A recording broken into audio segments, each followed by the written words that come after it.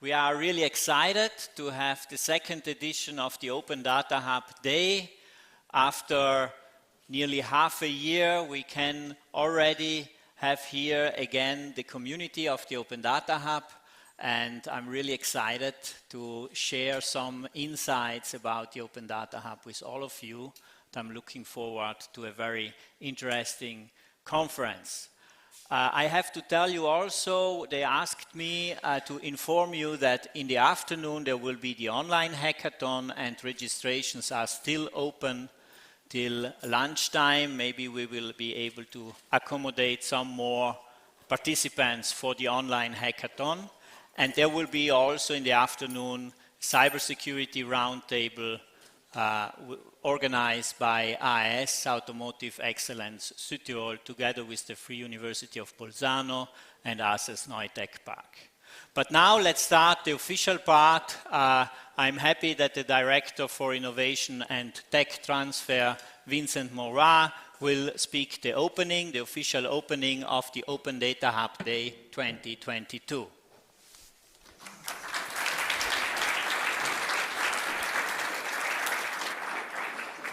Thank you, Patrick. Thank you to everybody for coming and also those who are digitally connected. So I was asked to stand here because we are in a hybrid mode, so there's both people here and both people online, so we have to stay here so that we can be in the screen and that also we don't disturb what we are presenting. So first of all, it's a hybrid event. That means that we have companies here, we have research institutes, we have also the public administration, so we have everything that we need to be successful with open data. And maybe the basics, but it's very important, the basics. What is about open data? Well, it's about data that is available, so the data should be available in a convenient and modifiable form, which is also very important. You can still change it to your own use, so you can reuse it. The data must be, first of all, machine readable and made available as such, so that you can work on it. It's a universal participation, so there's no boundaries. Everybody can access and use it. And it should also assure interoperability, so that you can use it for different scopes. Now, what is the advantage of open data? Well, first of all, if you look to reporters or developers or research institutes and universities, they have, in the past at least, they had a lot of big issues to have access to data. And the open data makes it possible to access a lot of data worldwide, and which is also needed to be able to tackle and handle very important and complex problems, like, for example, climate change, or even the pandemic that we had hopefully finished now recently. A lot of solutions or information exchange or analysis were only possible due to the exchange of data and the making available of data publicly and openly. The second one is also companies. Companies can also benefit a lot of open data. There are already a lot of companies that are developing products, services, business models based on that open data, and it will expand, and it has a bigger potential that you will see more in my later presentation. One of the biggest problems also that, for example, startups have or companies have, when they have an idea with data, maybe an algorithm, maybe a good solution. With which data do I work? Normally you start from scratch. Data normally is not accessible, it is limited, and that is also where open data can deliver a lot of added value. And last but not least, also the public administration uses it a lot, even more, to make all the data available to the public. That makes or increases the quality of the debate and also ensures trust, so that data is available and that people always more and more trust into public institutions or public decisions that are being made. Now, it's even also very important on the European level, and I will show a little bit economic data related to open data in Europe. But maybe first of all is the framework, or also the vision. And that is one of the first things that Ursula von der Leyen did when she started as European Commission President in 2019. She defined a kind of a vision or way to go related to data, and I will maybe just read what she said. So data and AI are the ingredients for innovation that can help us to find solutions to societal changes from health to farming, from security to manufacturing. In order to release that potential, we have to find our European way, balancing the flow and wide use of data while preserving high privacy, security, safety, and ethical standards. And I think the last sentence is very important, to find our European way. So it's not the American way, like we know it from Google or Facebook, where the data is owned by somebody or completely used or sometimes also misused by a happy few. It is very important that our data in Europe is shared as much as possible, of course, taking care of the privacy and the security of the people. And that led to, that was only the beginning. In January 2022, so only 5 months ago, the EU made a new declaration that defined the digital rights and also the procedures in Europe related to data. And there are two main pillars in it. First of all, it's free software. With free software, we want to ensure the transparency of AI and also of artificial intelligence and of algorithms. You know that also there's a big discussion about that, and that is one of the pillars. And the second pillar is that European also defined that even more in Europe, standards should be used, open standards should be used, and that is a big potential of open data. If we look to the data of open data, so what is being done, that's Europe now. For me, it was amazing to read. Unfortunately, there are no more recent data, so the latest data is 2019, because the report was done in 2021 based on 2019. But if you look to the figures, it's for me already very impressive. So 185 billion of market share in 2019, only in Europe, is businesses being generated with open data. And it's only forecastable to grow. As you can see, it's an optimistic evaluation that was made there, or forecast, but it will grow beyond the 300 billion mark. If we look also to employment, that's also very considerable. Also a figure I didn't know. Already in 2019, more than 1 million people in Europe are working with open data. And that also is a figure that will increase, and the forecast here, one of the most optimistic ones, is that it could even double. And then also the impact, it has an impact on different sectors. It will help also businesses to grow, and here we see some high impact sectors like the public sector, informatics, of course, computer science, but also even mobility, as we see. And at the bottom we see the high potential sectors where open data is already a lot used and will be used even more in the future. Going back now to our region, smart, green, South Tyrol. So there we can say that we can be proud that we are kind of pioneers in open data. It all started already here in 2010 with first small initiatives, and now we can say that we have an open data infrastructure and also ecosystem that is really impressive, which even goes beyond the borders of South Tyrol. And so we made the right decision at that time, and we are also convinced that it is the right decision. We also confirmed it in the new specialization strategy that we defined for the entire Neutech Park, where we defined for the digital activities or key points that we are going to work for. And here you can see in a kind of a strategy house what our focus is. And you can see also that open data has a very important position. It's even central. So first of all, what is the vision is that we're already on our way. It's not that we start from scratch, but on 2030, we want to establish a digital backbone that makes it possible for a lot of companies, a lot of startups, whoever, to access that data and to develop a lot of business models. There's already a lot in mobility, there's already a lot in tourism, but that's only the beginning. You can still expand open data and the Open Data Hub with even more data from other markets or other areas in order to foster business development. And the three focuses that we have from now on, even more for the future, are those three pillars. First of all, it's Internet of Things. At the end, it's about collecting data. First of all, before you have data, you have first to collect it. So it's very important that we know how to do it, maybe also invent new things, new sensors, and also work on important topics like, for example, cybersecurity, mitigation, and work also on blockchain. Related to cybersecurity, Patrick already said this afternoon, we have also a very interesting event, which is in Seminar 3, where we have also two renowned keynote speakers that will speak about cybersecurity and how to tackle that and how to develop eventually also solutions. Then we have the open data, which at the end is a way of storing the data and also making it available. And that is very central to our strategy, which we will further develop. And then on the right, the third pillar is the artificial intelligence. So once you have the data, you have stored it, and you want to do something with it, you have to analyze it and do smart things with it. That is also the third pillar.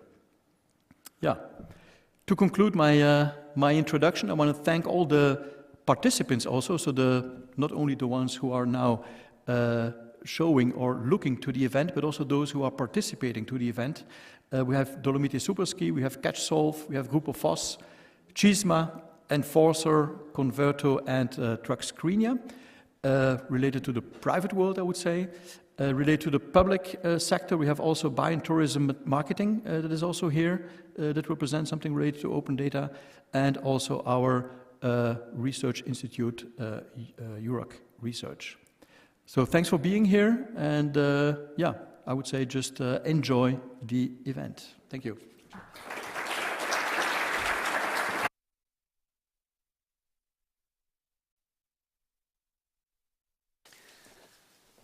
Thank you very much, Vincent, for the presentation and the official opening of the Open Data Hub Day 2022.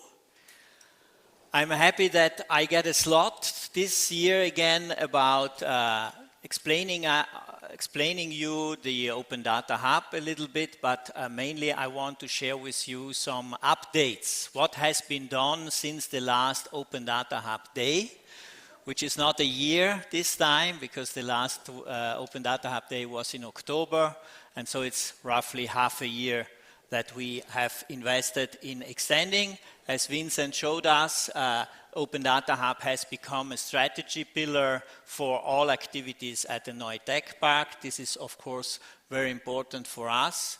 And now I would like to dive a little bit more into detail about the Open Data Hub itself.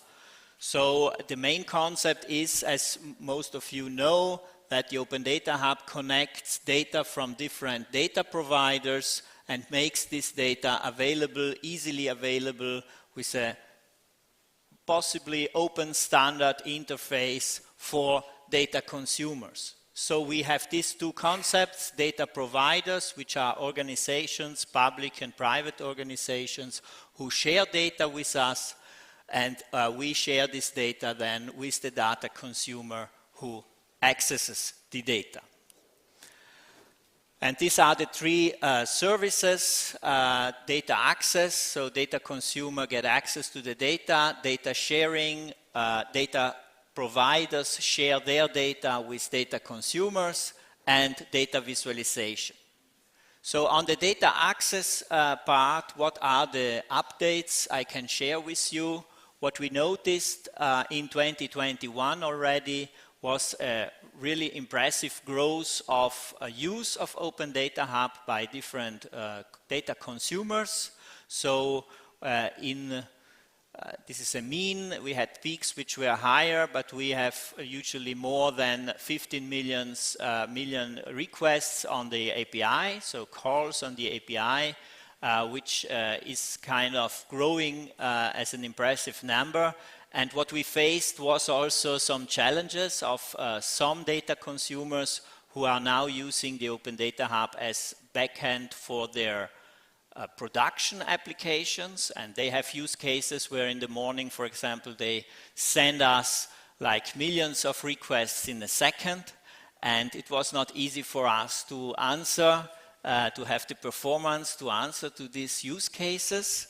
And these data consumers asked us to find a way to scale up for them and have dedicated APIs so they can ensure that their use case will work. So a kind of service level agreement for these app developers, for these data consumers. What we developed as a possible solution is now that we have an offering for these premium users, we call them, and it works like this. We have now 4 profiles of data consumers. The unregistered data consumer, we don't even know who they are. They are just using the APIs, they are just taking data, open data, but we cannot even communicate with them because they don't tell us who they are. We just see some IP addresses, random. The next step is that the data consumer contacts us and we make an agreement, we make all this paperwork for GDPR stuff, so we can send him emails and inform him about news about the Open Data Hub, so API change or new data available, and so we have opened the channel to the data consumer. And the next step, which are 2 steps for a fee, so the first 2 profiles are for free, and then the data consumer starts to ask some special features, single special features, so he's an advanced user or premium user, and the premium user is interested in a service level agreement, so he can ensure that his production application have the backend which provides enough service level. The news on the data sharing side. On the data sharing side, we are growing as well, and there will be a huge growth thanks, I think, to collaboration with Eurac. So these numbers for Eurac are little, for us they are already big. And at the moment we share a volume of information, of data, which is around 3 terabytes of data. But there will be a growth now with collaborations, especially I foresee with Eurac. Also the number of data providers who officially share their data through the Open Data Hub is constantly growing. One request we got from data providers who want to use the infrastructure of Open Data Hub in their R&D projects is that they want to share not only open data to the whole public, but also some data they don't want to share yet as open data. So we introduced Authentication and Authorization system. That means data consumer can create an account, can get an account, and we create sub data spaces which are private, so data consumers can share also private data with some of the data consumers. Data providers can share private data with the data consumers. One thing I'm really proud of is that we created it in a federable way. So our authentication server is federated with, of course, the NOI server, but also with the authentication server of Eurac, which is also the same as UniBZ. That means that all users, everybody working at Eurac or UniBZ has an account and can already log into the Open Data Hub services with his or her account. And we extended also to the first company in the NOI Tech Park who is federated with us, which is Janovis. So every account of these servers can use the Open Data Hub services using their native accounts. Data visualization. So on the visualization part, what is the visualization we provide? The basic one, of course, is the API calls, if we want to call it visualization.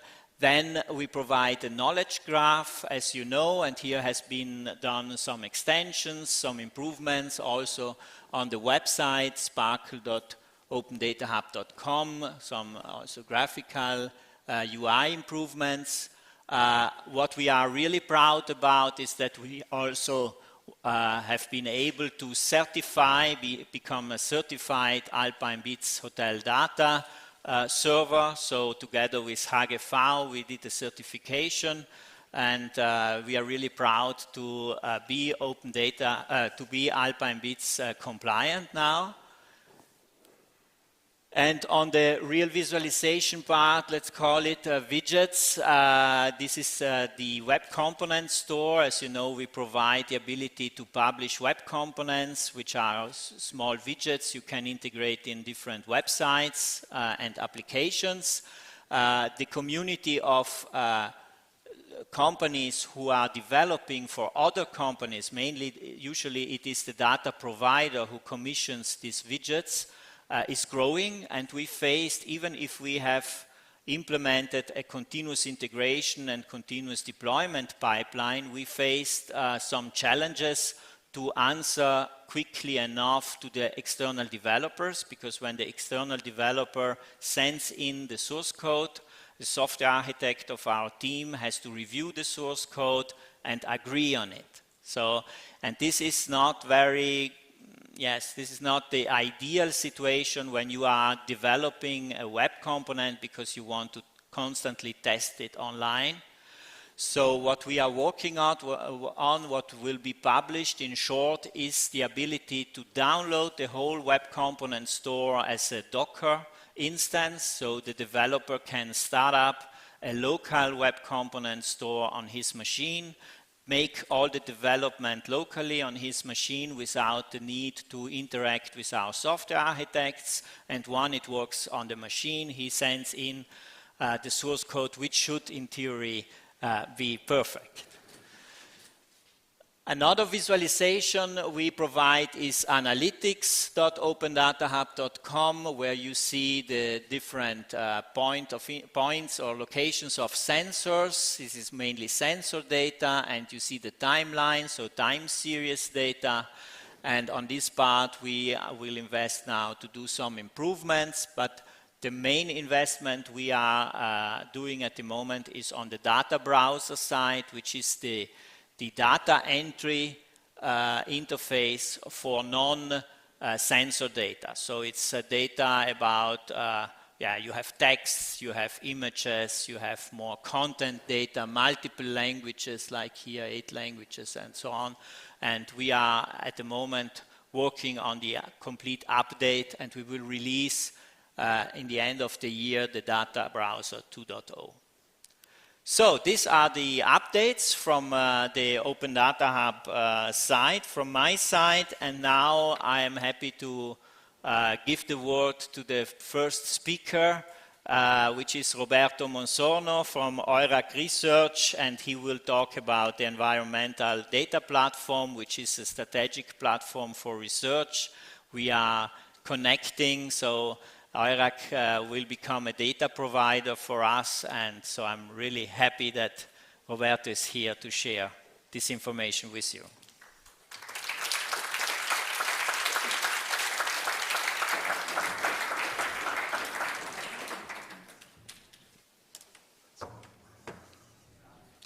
Posso togliere questo? Certo.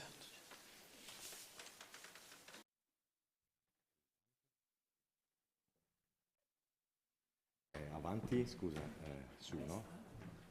Destra avanti e qui in mezzo su e poi. Perfetto. In mezzo su e poi. Good morning, everyone. Thank you, Patri, for the introduction. My name is Roberto Monsorno, but I'm representing Eurac Research. Currently, I'm the head of the Center for Census Solution. Today, I would like to present the environmental data platform as a collaborative platform for working and sharing heterogeneous, mainly environmental data and mostly big data as well. The work has been achieved, and the result of the environmental data platform has been achieved thanks to the FESR program and the project DPS for SLab, a hard work of a huge team.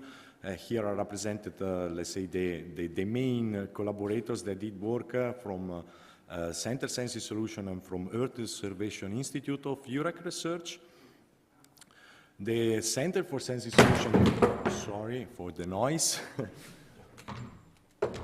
The Center for Census Solution, which I represent, is mainly devoted to manage the entire data life cycle, and our data-driven approach by strategy and also by expertise is following the FAIR principles. That means that every data that we are going to introduce, we are going to produce even, has to follow this findability, accessibility, reusability, and interoperability of the data. working in science, in environmental science, is the most important and even the most challenging work is the preliminary work that needs to collect really different types of data that comes from different platforms, different scales, platforms such as satellite sensors, drone-based sensor, wireless sensor network, point measurement sensor, data collected by hands. So are really a huge amount of different typology of data and data sources. Here you see a small representation of what I already mentioned. Different data sources create different data structures. Let's say from the classical table format, time series that can be organized and structured in relational databases and or in no-relational databases like NoSQL. There are different spatial and temporal data sets, and there are really mostly complex and big data that nowadays, or since many years, are organized in so-called data cubes. Also, to make possible that different sources works simultaneously and brings all the data through to one unique platform like the environmental data platform, there are in place heterogeneous workflows and inbound and outbound strategies that are really complex to manage. An environmental data platform challenge was to merge all together and bring all these workflows in the same place. Here, shortly, because I see that the time is really short, there is a small example of a specific workflow where mobile sensors mounted on bicycle has been tested around the city of Bolzano and were collected really in a way through which main services that is in EOMount data Eurac-Edu brings then the data to the PostgreSQL database and then automatically is then shared through one of the components of the environmental data platform. To build this environmental data platform, we did invest in on-premises resources like, let's say, a data center that is composed mainly by two open source technology. That is one for the storage organization based on Ceph that is also managed by Scientific Network of South Tyrol. And nowadays we have more or less 1.5 petabyte of data over there.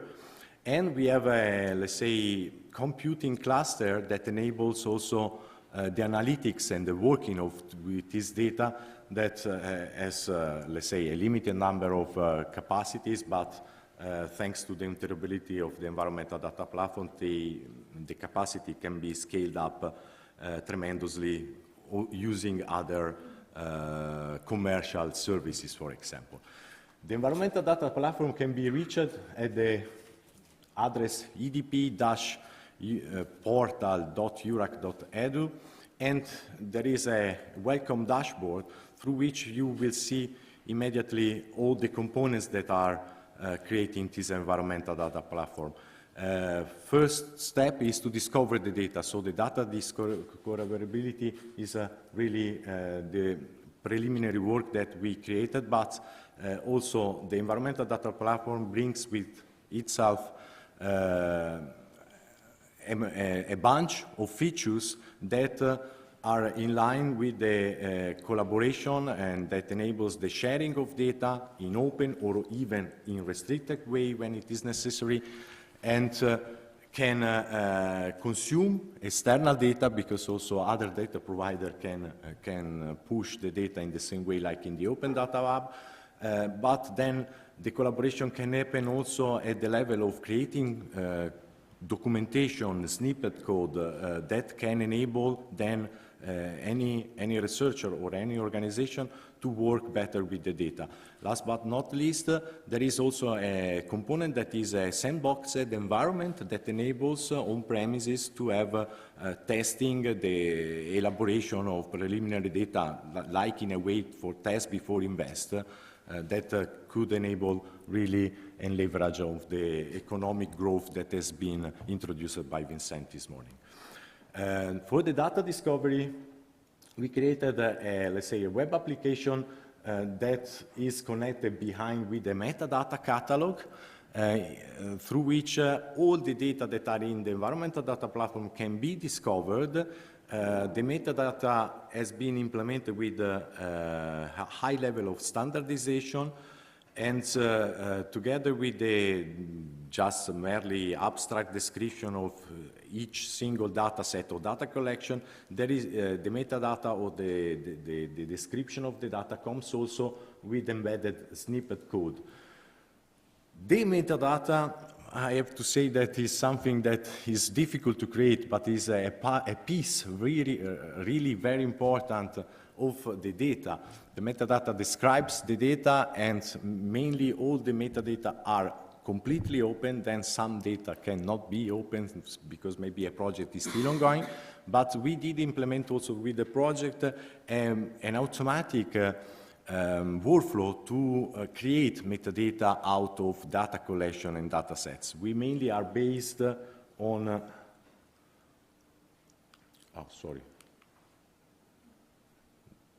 for the pointer, we are mainly based on metadata creation based on this stack specification that is going to become a standard in the OGC. Stack stays for spatial temporal access catalog specification, and then with the workflow we are able to produce automatically from any new entry of data a specific metadata representation of it.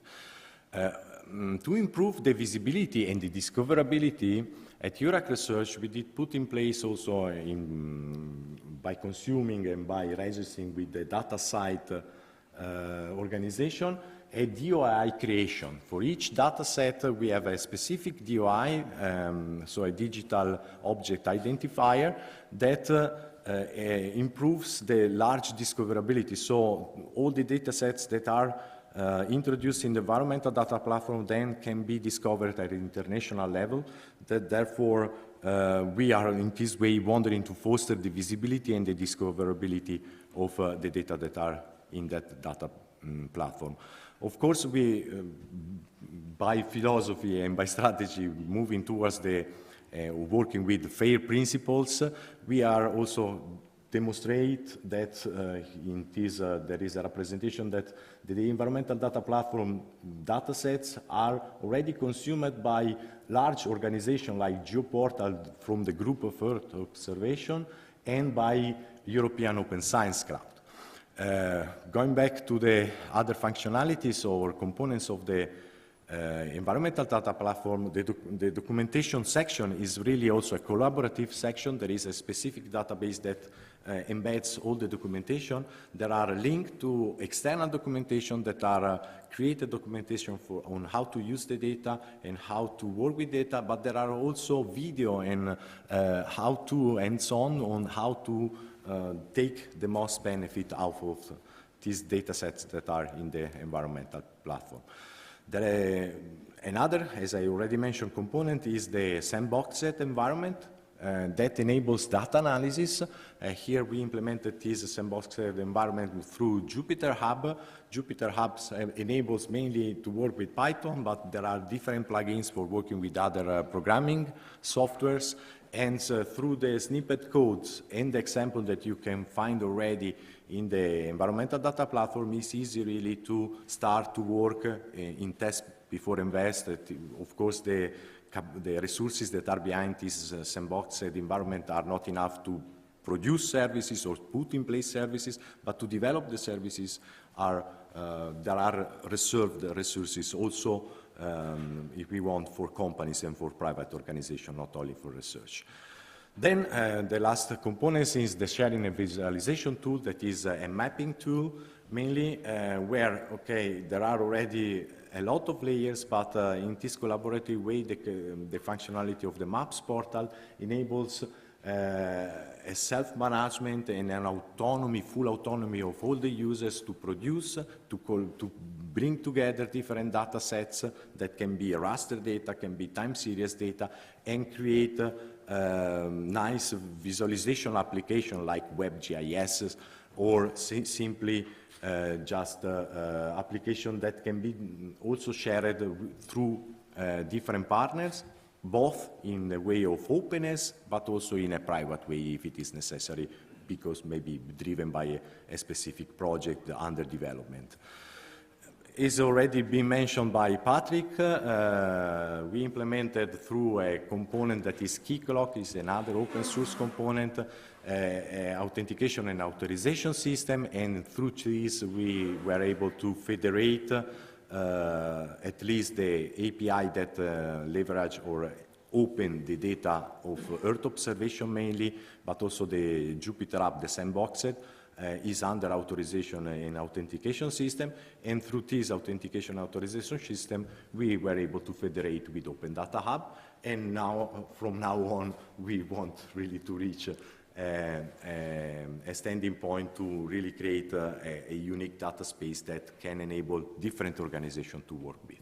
So thank you very much for your attention, and thank you, Patrick, for giving me the room for presenting the environmental data platform. Thank you very much.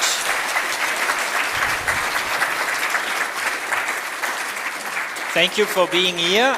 Are there questions from the audience about the environmental data platform, about GIS for Roberto? Any questions from the audience? We have our Roberto Cavaliere, who has the microphone and can take some questions if there are any.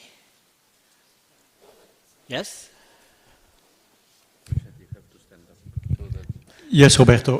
Can you explain what kind of data, environmental data, is already available and which data you want to connect, or what is the... Yeah, sure.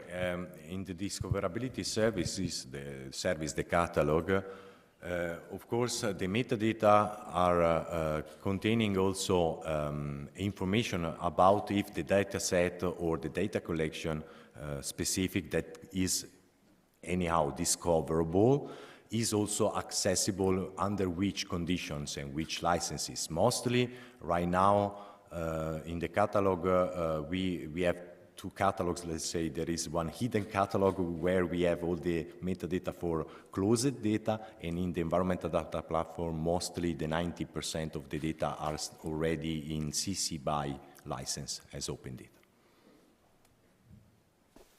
Okay, thank you very much. Thank you, Roberto, for your contribution. Thank you. So now we have a speaker which is a good friend of mine and also of the Open Data Hub itself, because he was very important in the starting of the Open Data Hub, especially when we extended the Open Data Hub to the tourism sector. I'm happy to ask Marco Pappalardo on stage, who is now Director for Marketing at the Dolomiti Super-Ski. Dolomiti Super-Ski has become data provider this year, and I'm happy to have Marco here on stage for the Open Data Hub, and I welcome him to the podium for his presentation. Ciao, Marco.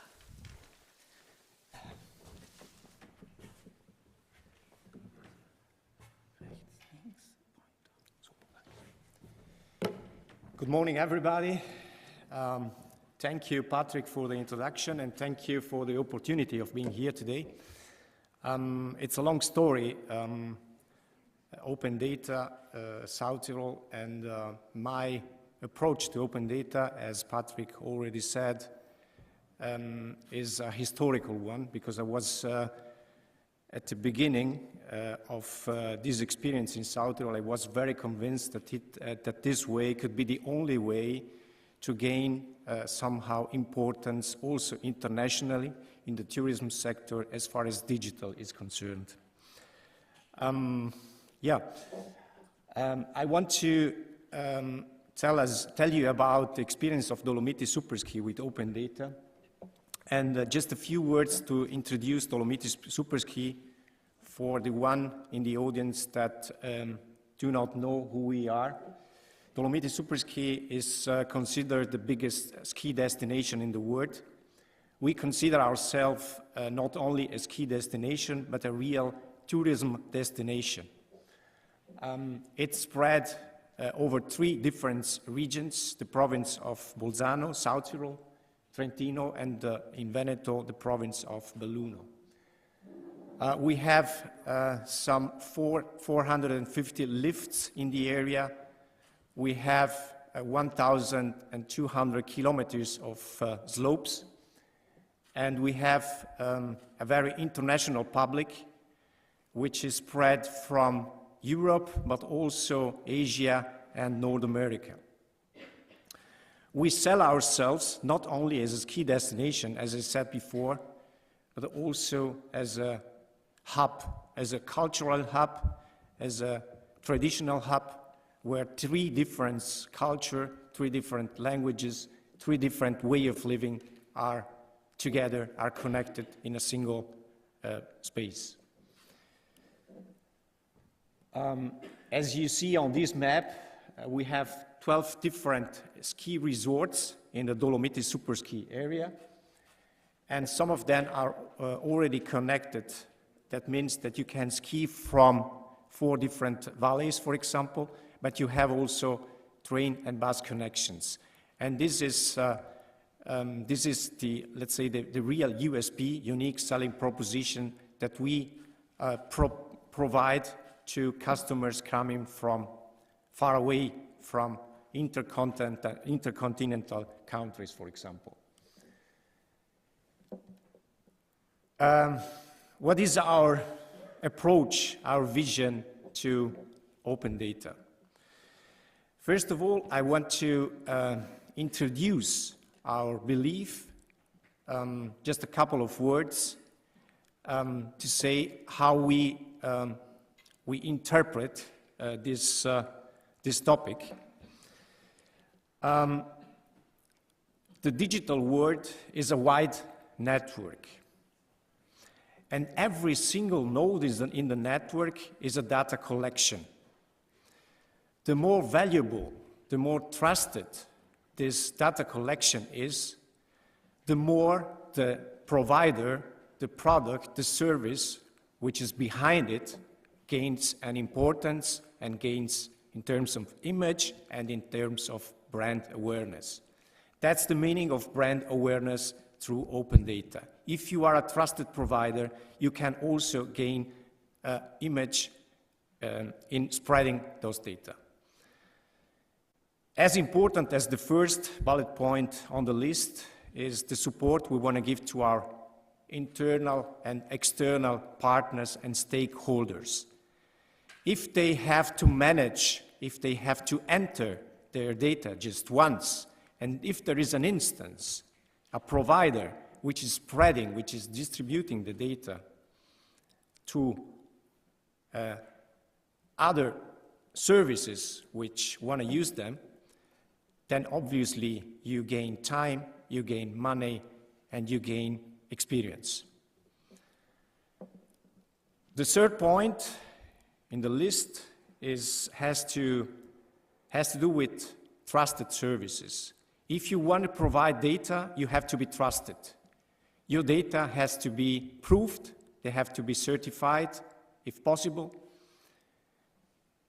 In a word, when we hear every day speaking about fake news, if you have this certification, if you can present yourself as a certified partner, as a trusted partner, obviously all the possible clients of your services will be attracted by it. What kind of data do we distribute, do we provide through our API JSON services? Obviously, our business are lift cards, our tourism services, and therefore we distribute all data about the lifts and the slopes we manage in the system. That means general info about the lifts. That means status of them, if they are open, if they are closed, the geo position, the coordinates, the GPX files, and this year we introduced another new function, which is the waiting time at the single lifts. We are managing not only the single lifts, but also ski circuits. As I said before, you may ski from one destination to the other, from one valley to the other. That means if you ski, for example, from Val Gardena to Alta Badia, from South Tyrol to Trentino, Val di Fassa, or to Veneto, you need general infos about all those ski circuits. We have approximately 3.5 million skiers during one winter season, and they make 20 million ski days. That means they need information, they need updated information, and they need it at the moment. We also manage snow parks, and this kind of information is requested especially from younger people. And one of the biggest issues are the webcams. The webcams had very speed development in the last years, and they are already one of the most requested services through our web services. And then all the information about the point of sales, where they are, how much people are staying in line, in order to provide to people coming to our areas the best service as possible. 5 years ago, 10 years ago, you would have provided those data through your single website. Now you have plenty of channels, plenty of distributors, and you have everybody who is providing this information has a must. It has the duty to provide those services through the more channel as possible. Here you see a couple of examples of services, institutions, companies, and so on, who are already using our data. The Noi Tech Park, Ski Resorts Liège, just as an example of the many, many websites in the ski sector which are taking over all the information. The ADAC, Navdama, which is a tour operator, iCompass, LTS, EDM, Ferratel, Outdoor Active, and so on. This is a case study, and this is a very successful experience we started this year with a North American company, which is called Altera, is based in Colorado, and Dolomiti Superski joined this iCompass, which is one of the biggest ski card services in the North American market. They are selling 15 ski resorts in North America and other 29 ski resorts all over the world. Now we are part of the iCompass. That means that people coming from North America, or the people who have this pass in their pocket, they can ski without any problems in all the Dolomiti Superski areas. What is the link? What is the connection to open data? iCompass is a big selling machine. They are selling some 500 million ski cards per year, and they have lots of customers. They have some 29 million customers just on the North American market. That means they have to provide to all customers the more trusted information about the ski areas, about the ski service they sell. Our approach when joining this cooperation was from the beginning, if we enter the system, we have also to provide all the data that we have to the system in order that people coming from North America and they want to experience the Dolomites, they should have all the best information possible regarding the area.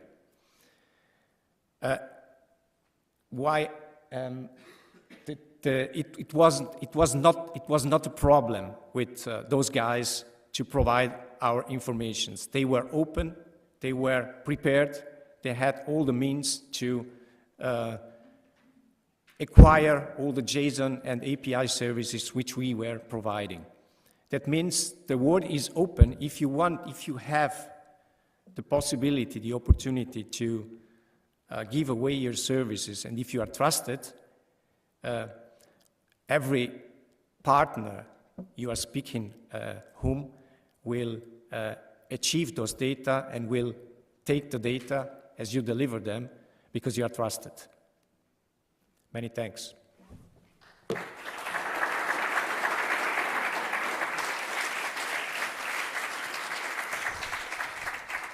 Thank you very much, Marco. Are there questions from the audience for Marco Pappalardo?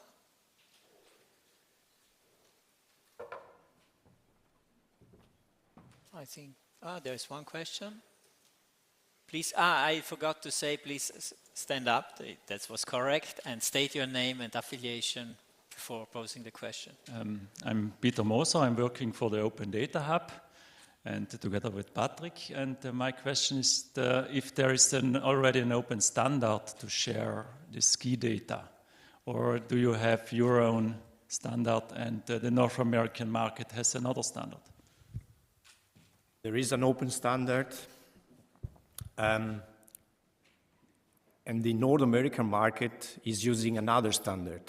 That means we had to adapt our standard to their standard. There is a European standard which is not recognized by other countries all over the world, let's say. We are working on that. We already discussed about this issue with the American guys, and they are ready, they are prepared to define an international standard, an intercontinental standard. But at the moment, we have a European standard yet, but we do not have a standard which is recognized all over the world. Thank you. I think this is a very good point, because standards is a heavy discussion we have. Please, we have another question here. I'm Sergio Vemic, CTO of the Telecom.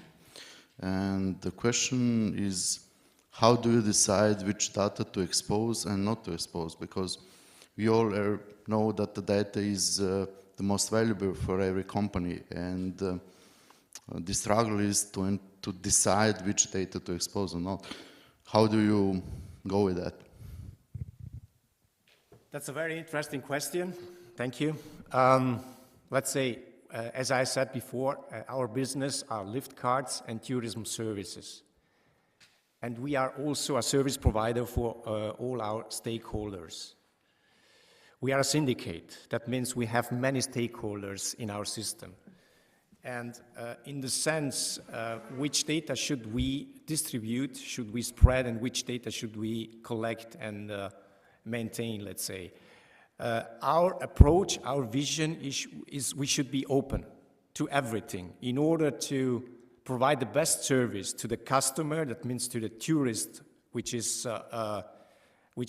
is informing himself for a possible holiday in the Dolomites area, and at the same time for our internal customers, that means our companies, our stakeholders, and so on, in order that they do not have to manage their data twice or 3 times and so on. That means we are open. We have a new data collecting system which was introduced in our, let's say, in our framework a couple of months ago, and every single data that we collect, from contents to real numbers, is prepared to be distributed. Everything could be distributed to a web service.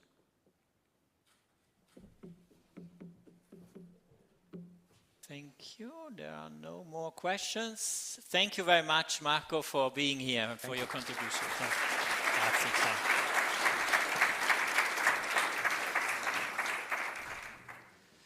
So one topic we discuss a lot when we talk about the Open Data Hub Day and about data sharing. Usually the biggest issue is that someone has data and we help him to share this data. And then we have to verify if the data has the data quality also for other use cases, because usually a company or an organization collects data for an internal use case, but doesn't think about the data quality for third parties for other use cases. The data has just to be good enough for the specific internal use case. And the investment to make the data of higher quality for all different use cases is a huge investment, which at the first time has there is no point to invest it. So once they get connected to the Open Data Hub, they have the benefit that other people look at the data and can give feedback about the data quality. And one project we have running is to think, how can we automatize this process? So we would like to have a kind data quality as a service for data providers. And here we work together with the company Catch Solve here in Neue Tech Park, and Davide Montesin and Chiara Masci will now explain us what the first steps are in this direction. Thank you for coming, Davide and Chiara.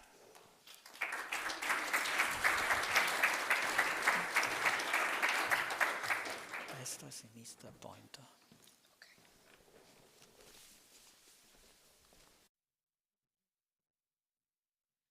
Good morning. So, I'm Chiara, he's Davide, and today, we are going to speak about data quality and monitoring for Open Data Hub. We are part of CatchSolve. So I want to start this presentation by saying just one thing. We all come from different companies and different backgrounds, but we have one thing in common. We love data. But there is something that we love even more. We love high-quality data. In fact, only with high-quality data, we can build great applications that, for instance, can tell us where we can park our cars. But wait, what is high-quality data? High-quality data is data that is complete, valid, accurate, available when needed, integer, and consistent. We love software quality, and for this reason, we have developed a platform that helps us to catch errors before users do. Thanks to our background in software testing and our passion for data, we have thought about how could we create tests for data quality. And this will be the key topic of today's presentation. In fact, today we will explain you some ways to test for data quality, and then we will show you some results of our test applied to the Open Data Hub data. Let's get started. So, starting from the data quality rules, we can test the data quality evaluating the single different aspects. But we will start with the first three examples. As regards completeness, it is a metric that says whether all the required fields are available. And applied to Open Data Hub, for instance, we can see whether all the required information about hotels, accommodations, points of interest are available to the data consumer. As regards validity, it says whether the data is in the right format and with valid ranges of values. And applied to Open Data Hub, for instance, we can say that we can use regex validation, or we can see whether the data is in a predefined range, for instance, geographic ranges. Lastly, as regards accuracy, it says whether the data is realistic. And applied to Open Data Hub, for instance, we could verify whether the data is, the data sensor data is reliable by analyzing the data variability. So for this presentation, we have tested only the first three aspects. However, this does not mean that we cannot test also the other aspects. However, I think that for today, I've spoken enough, and it's time to show you some data. I leave the word to Davide, who will show you the results of our test. Okay, thank you, Chiara, and welcome to all from my side. Okay, let's see some statistics about Open Data Hub. First, I will say our opinion is not quality should be perfect, but enough that not user are compelling. Or better say is quality, the right quality is the quality that prevent user saying something is not working. And another thing is that automated testing help to increase quality more easy. So it should be seen as this tool as this way. What we have do is about 20 charts. Today, I think we cannot see all the charts, but you can download later the presentation, and so you can use the chart as a reference. What are benefits of having chart up to date or automatically updated is you can make data decision driven about quality. It's not, as I said before, it's not required that all the data is perfect, but you can with chart see where should I, for example, put more effort. We see advantages both for data provider and data consumer. For example, for data provider, this tool can help to understand when she has, for example, make some typo in the data. This can happen. We are human, and so why not a tool that help to point you, okay, please attention here, maybe the data is wrong. Or the data has some problem because the software at the moment is not working right, and so you can receive a notification, and you can just in time, real time, react to this. But even for data consumer, we have even developed some web components to understand, for example, which data or which range of data should I expect, which kind of data will I get from these services. And so by with this information, we think the community can even be stronger because there is a clear data that tell how the data is working, what is fine and what's not.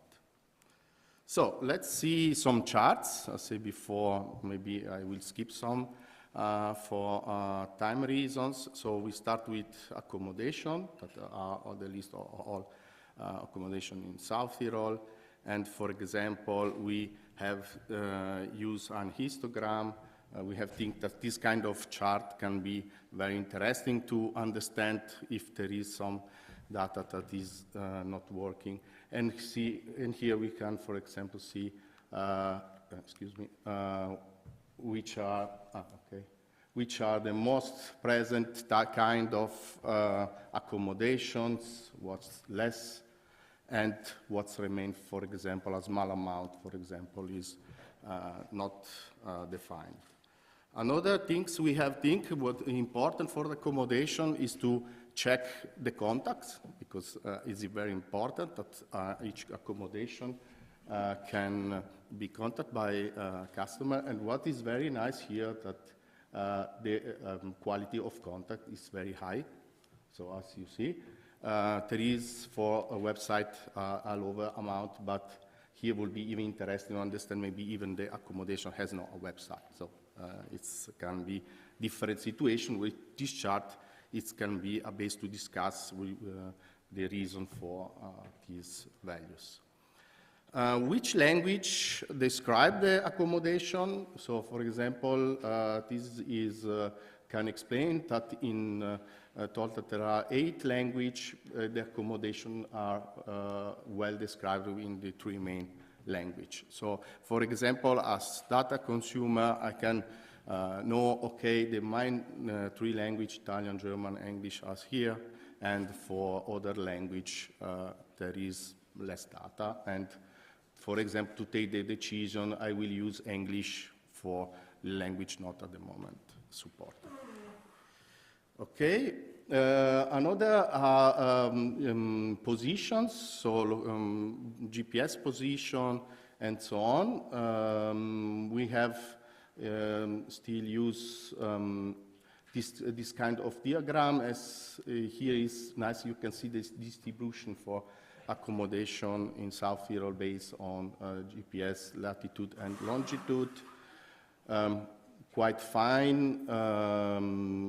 Something maybe that should be more analyzed in deep altitude. What we have thinking, okay, we take the typical altitude that is in South Tyrol, and then we show what's happened in this chart.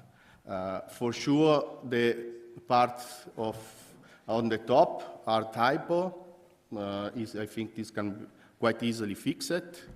And on the bottom is probably data not inserted. So in this case, you can even choose to say, instead of 0, to say null, okay, no data not present, for example. Or it can be a hint for data provider to put more information on this.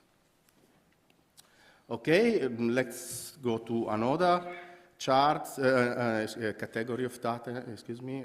So activity, this be nice, this was simple to understand which are the top 10 activities in Open Data Hub. And the next one are against the language. As you see here, for example, the language for activity is present in 8 languages. So you can use more, in this case, more.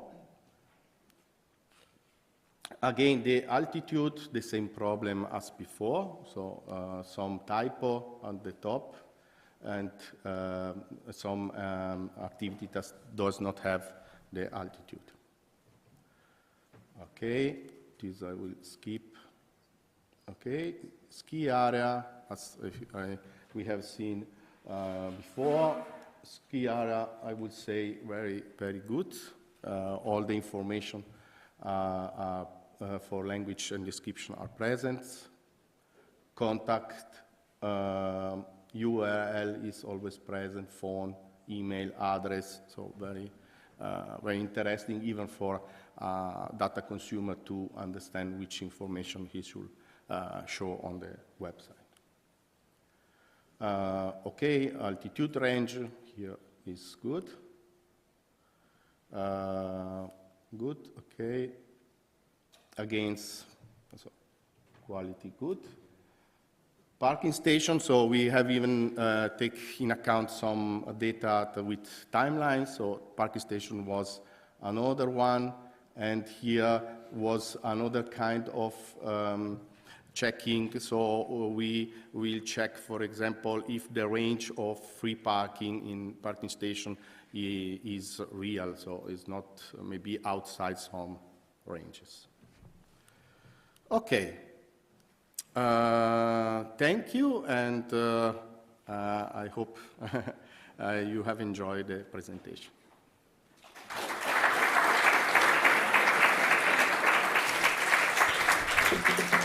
Thank you, Davide. Are there questions for Davide about data quality testing? I have,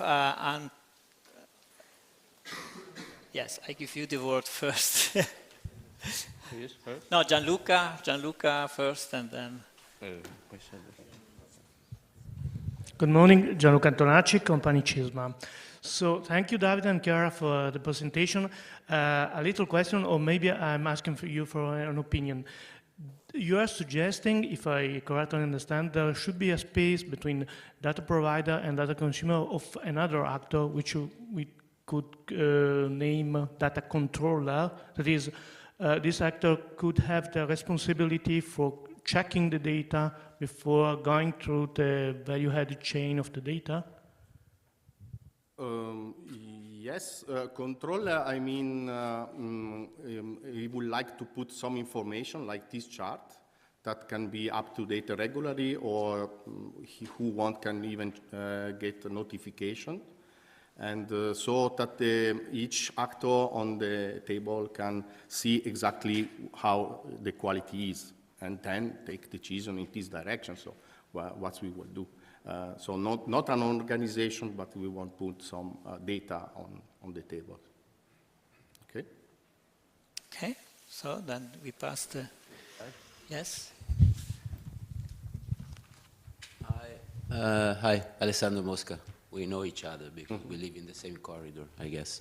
So, Free University of Bolzano. Your talk actually reminded me to data curation, data profiling task. So I'm curious to know which kind of technologies you are adopting or that are in your table, actually, on your table, to do this kind of analysis. Okay. So if you use some specific technology to do that, some specific algorithms. Okay, but in this My case, we curiosity. have simple create histograms, and as technology, we have a Python library and to analyze this. Also the advantage is integrated in our platform, and you can, for example, get notification, alert, and so on. Are you actually developing this kind of Python, let's say Python-based code to do this completeness check, this quality check? Yes. Okay, thanks. Thank you very much. Maybe I can add, because they don't make publicity for themselves, but they are a startup, Catch Solve, and their business is to automate testing of websites. So if you have a website, you can register your website on their platform, and the platform will automatically do user testing. And if there are errors, you get an email or an alert, and you can review what happened as a video. So you actually see the problems, not only get an alert, but you can review the problems the automated testing system had at a certain hour of the day or at night, maybe because you didn't have the connection to a data source or so. And because their business is creating automated testing for other kind of testing, we ask them if they would also provide testing on data, and so we are collaborating with Catch and Solve here. Thank you, Patrick. Welcome. There is a question by Matthias at the... My name is Matthias Phil. I'm working here at the Neutech Park, but in the Department of Food. My question is the following. Do you also plan to fill in data via statistical means to see trend lines? Because in data science, this is often used to get more complete sets. And if you do a statistical analysis of trends, you can kind of do imputation of what a reasonable value could be. That would be extremely interesting. However, when, for instance, we see values out of range, we have also to consider other data that explain the issue related to why that value was out of range. Therefore, the automatic completion of data or correction depends a lot on the field and on the type. So for that type, I think that specific algorithm based on the situation would have to be developed. Okay, thank you.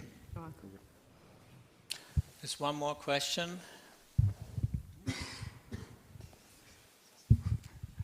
Hi, I'm Erna Bremstaller, CEO from Janovis. I have a question about the pictures. Do you have even something about that? Because I often notice there are pictures with low quality, with technical low quality, but even the things you see isn't that what the people expect. Do you have something in this mentioned too? Currently, we do not have it, but because we have done this test currently only for numeric and string data, but the direction would be interesting also to see that, in particular for specific applications in which the image quality is important.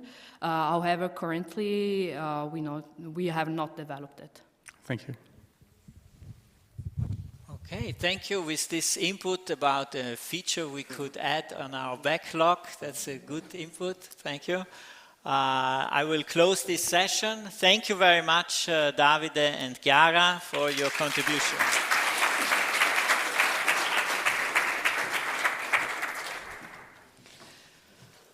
The next presentation is provided by two companies who have also a presence here in the Neutech Park. So we have Gruppo Foss and Traxcrinia. It's Giovanni Gianotta and Alessandro Pancani.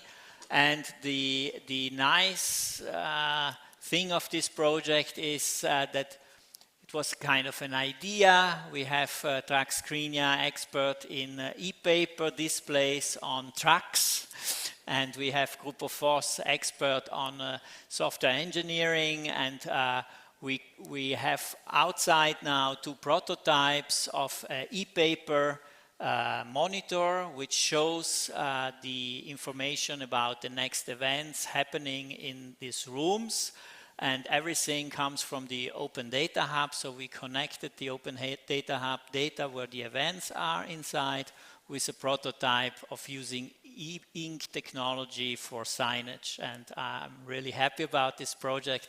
And now I give the word to the speakers to explain how the project worked and what has been done. Thank you for coming.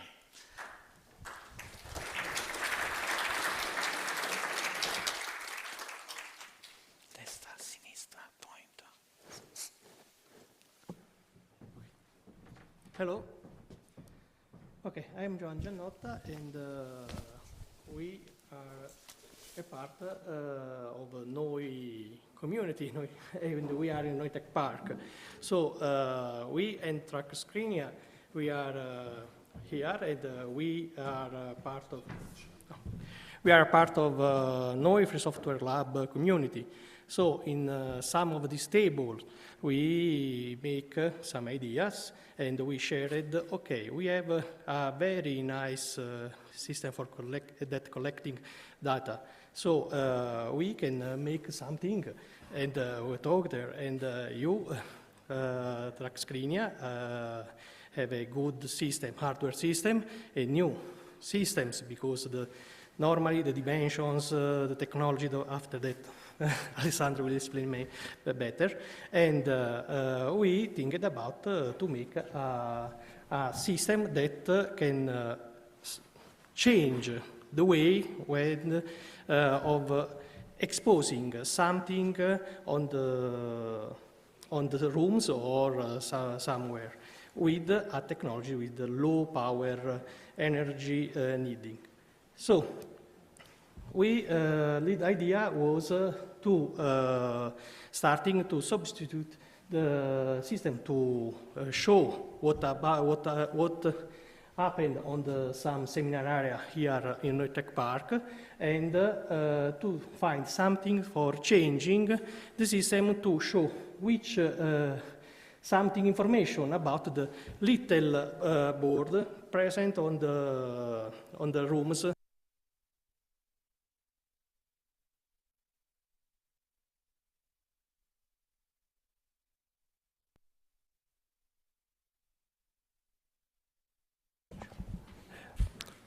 Okay. Okay. These will help the systems, the management, to change in real time the information on this platform. So the idea was to create a totem for seminar area and the smaller display for the meetings room or other rooms. The backend will take information from Open Data Hub and will manage that information, and will create an image that we can send to the displays, and we can manage every displays in every time, and we can choose some information, and we can give them the information for when to start to show some information or other. Okay, at the end, we, as a group of hosts, we created a backend. So we take information from Open Data Hub, manage the information, and we send this information. We can choose the layout. We can choose when this information will appear on the display, and we can show. We can decide the sequence of the information, and we can write something on the information, or we can choose which language to appear in English, Italian, German, and so, and everything to use it on the, we created the front end that take this information and send to backend and the Open Data Hub.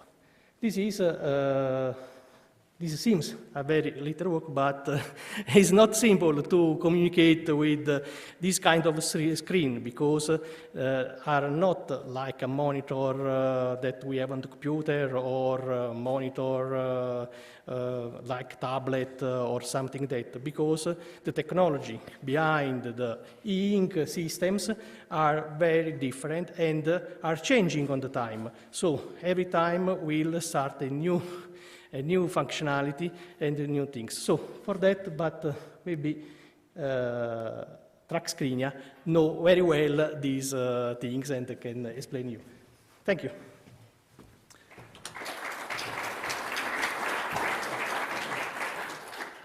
Thanks, Patrick, for the introduction, and thanks, Giovanni, for the description of the project.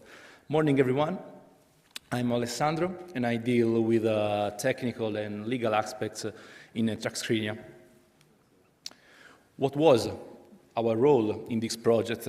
As Trackscreenia, we had to provide the R&D support and develop the device in order to show the information using the paper technology. And the paper technology gave us several advantages. Just to name a few, the technology has a wide view angle, wider than paper actually. It is an always-on technology. This means that even when there is no power at all, the display still shows the images. And as you can see outside this room, when you will let this meeting, you will find on the left first the second version of the Totem that is completely unplugged, and still the imaging is shown. And even when the power is needed, actually there is a very low power consumption because only when the image needs to be changed, actually the display needs to be powered. And moreover, there is no light pollution. This means that there is no light emission because the display is not backlit. This project for us led to new challenges, and actually we like challenges. In this case, the main challenge was to transfer our digital out-of-home experience into an indoor signage system. And also, we have to rethink and redesign the logic behind our devices in order to adapt them to the new backend. We tackled these new challenges by developing a first version of a Totem, and then we improved this version. And according to the findings of the first version of the Totem, we developed the second version, the new version of the Totem that you can find just outside this room, as I already said. And after that, of course, we have the little one, a smaller display that, as Giovanni said, is like a label or a tag that you can use outside the room in order to show the purpose of the room itself. Those are the three devices.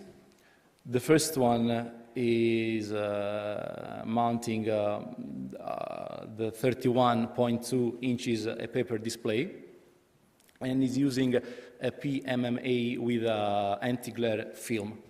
And in this case, we thought that 85 degrees inclination would improve the overall readability of the image.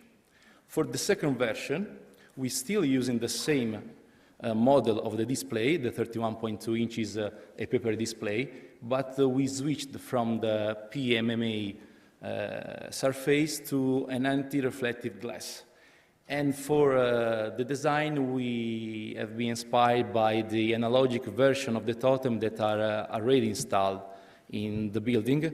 So as you can see, we prefer this monolithic design. And finally, the last version, the smallest one, as I said, In this case, we have a 7 by 8 inches display, and the main characteristics of this model is the presence of the battery. With a battery life estimation in 1 year. Of course, every device is provided by a Wi-Fi antenna, and we will see in a few moments why these components is so important. Apart from the hardware and physical characteristics, the main difference is concerning the update rate. This was an aspect that we could not underestimate, because if on the one side we have a device, the Totem version, that is always plugged in with a need to change information more frequently, on the other end, as I said, we had a battery. So other than show information, one of the most important needs was to preserve the battery life of the device itself. And so if in the first case, the Totem model, we speak about seconds, for the tag version, we just update the information once a day. Finally, I hope that this map will help you to better understand the workflow of the entire infrastructure. The device will send information about its status to the backend in order to make the backend understand if everything is going in the right way. And after that, it will receive in return the hash code of the image that the display has to show. At this point, the device will compare the two hashes, the hash received from the server of the new image and the hash of the image that is currently shown on the device. If the two hashes are different, this means that a new image is available for the display to be downloaded and shown. And this is what the display at this point will do. It will download the image and then will inform the backend that everything went well. All this workflow is possible thanks to the Wi-Fi connection in this case. This allows the devices to be constantly connected to the backend. And thanks to the API developed by FOSS Group, it's possible to make this dialogue to the backend and send and receive information about the status and the image to show. On the other end, thanks to the VPN, we are capable to run all the operation regarding the maintenance and the software upgrade of the device. That's all. Thanks for your attention. Please feel free to ask everything if you have any question.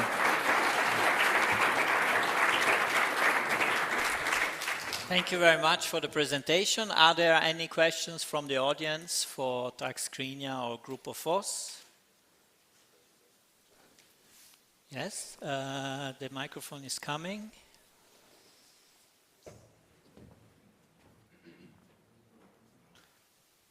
I'm Georgiana from Ecosteer. I have a question from the technical point of view. So what is the advantage of using a pool-based mechanism on the Totem? So to the device asks the server if there is a new image, rather than the server having it to send it to the Totem. Thanks for the information, for the question. We actually discussed a lot at the beginning what would be the best solution in order to make the dialogue possible and most efficient. Well, in the API infrastructure, it's the client side that needs to send or ask for information, and moreover, the devices are constantly connected in order to send information about its status, because one of the main and most important aspects of the entire project is to be sure that the device, since they are located in several places of the building, work in the right in the right way and show the right information. So since they are constantly sending this kind of information to the backend, why not to take advantage of the response of the server in order to know if there is any change or any new image to show on the display. In this case, by using the classical dialogue using API, we reached the both goals we have since the beginning. So let the backend knows that everything is going well, and let the devices, if there is or not a new image to show. Yeah, may I add one point I understood while in our sprint meetings? I think there is also a point to, I don't know if it's already there, but there can be the device goes into a sleep mode, and so to reduce power consumption, and if the server would push a notification while the device is in sleep mode, that could be an issue. So it would be a necessity. Is this correct? That's correct. That was another reason why we choose this kind of approach, correct. Okay, thank you. Thanks to you. Okay, if there are no other questions, thank you very much. Patrick, oh, sorry, there is a question. Igor. I know Hello? the question already. Yeah. No. Which kind of firmware are you running on those devices? Is a custom, is open source, is commercial? You have to state your name and your affiliation first. I'm Igor from Enforcer, Igor Falcomata. There are actually there are several devices or components inside one device with its own firmware. I think you are referring to the component which control the display. In this case, we moved from the, let's say, standard version of the firmware, and then we improved according to our needs. We developed our own part of the software to control and run the entire operation as we need to do. And this is something that we took from the other experience with other devices. We thought that if we can control even the software that send the information to the display, we will have a better result. Okay, thank you very much. Thank you all.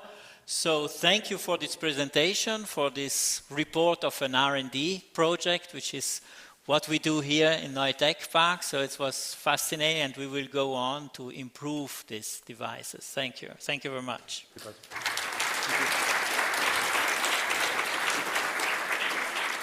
So now we will have a short break, a coffee break outside in the foyer. You can, make a break until 11:15. So please be here punctual. After the coffee break, we will have Gianluca Antonacci from CISMA, who will bring in a contribution about traffic data. Thank you very much. Take the time to do some networking. That's the most important part. Enjoy your break.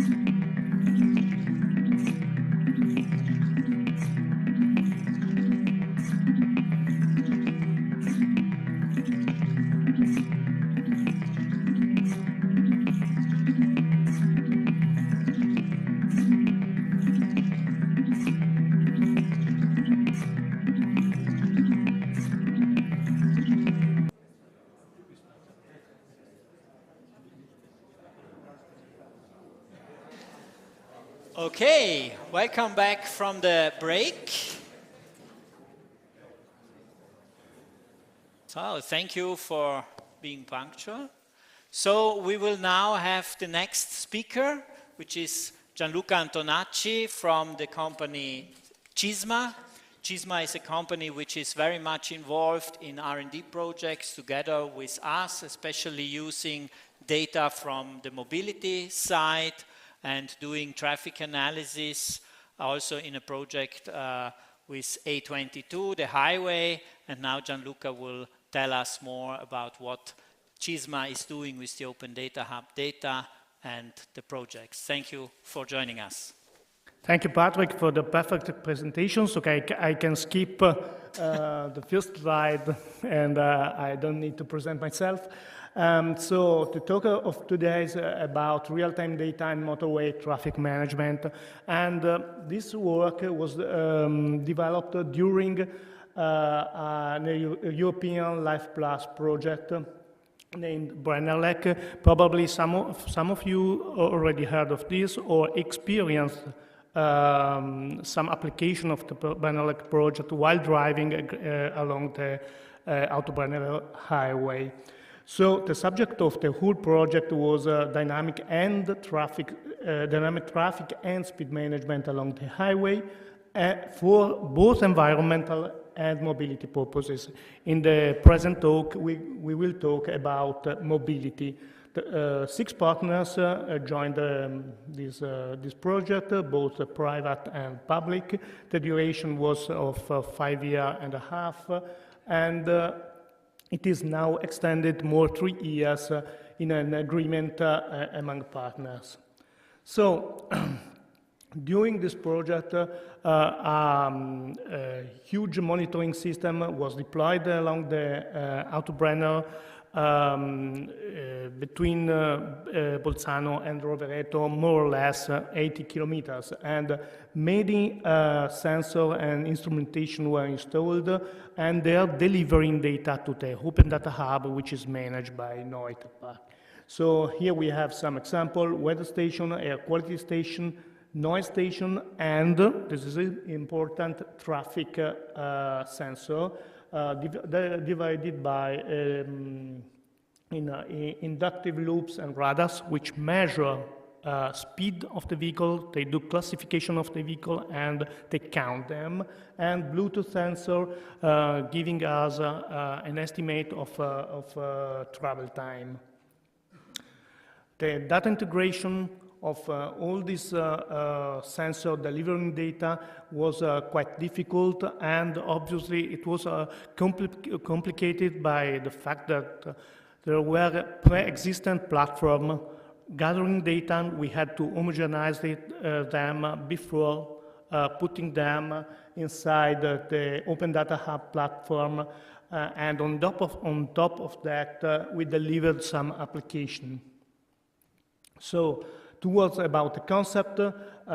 This is, as I told before, a part, the mobility part of the Brennerlec project, and is about checking and finding the optimal speed limit in a dynamical way along the highway. This was tested in this area, the blue one. And the problem is that there is an optimal speed for each road depending on its geometry. It is characteristic of the road, and this is not a maximum speed on the road because it depends on traffic density, driving speed, and flow, which are strictly related. For suboptimal capacity, 2 different driving speeds are possible. For example, where is back? Okay. For example, here, this is the capacity, and we have 2 possible speeds which discharge the same amount of vehicles along the road. From the physical point of view, in high-density traffic, you experience the so-called stop-and-go process inside the jam. So you are approaching a jam, driving normally, then you have to brake because someone in front of you is driving slowly. You have to decelerate, and then after some time you can accelerate again, and so on. This stop and go process you can experience on every road in a high traffic situation is can be represented in this way. So you are jumping between two speed states at a given flow. And from the managing point of view, we should tend to go here. That is the optimal speed, which increases the capacity. So taking the example of the highway, if we drive at 130, we have this capacity, which is more or less the same if we drive at 50 km per hour, while the optimal speed is here. When we are in free flow, we are below the speed capacity, no problem for the driver.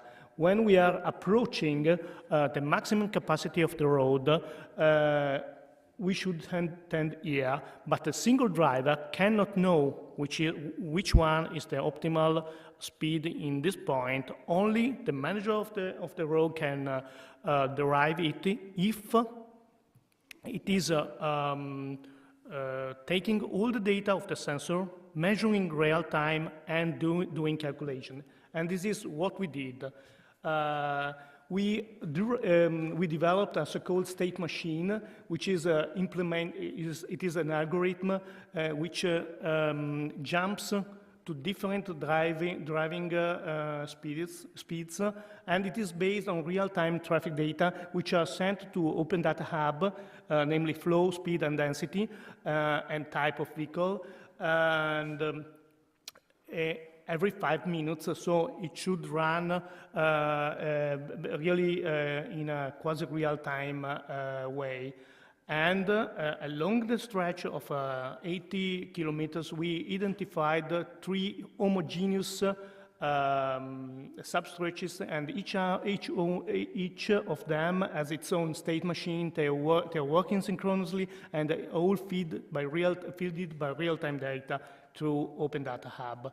So we have 3 blocks. The first one is the set of sensor delivering data. We have a data integration layer putting all together and homogenizing data. Then we have the calculation data set, which is on top of Open Data Hub. And then we have the traffic management center, which takes these results and puts the results on the variable message signs, which are read by the user along the highway. All the software is written in Python using JSON protocol for exchanging measurement data and elaboration.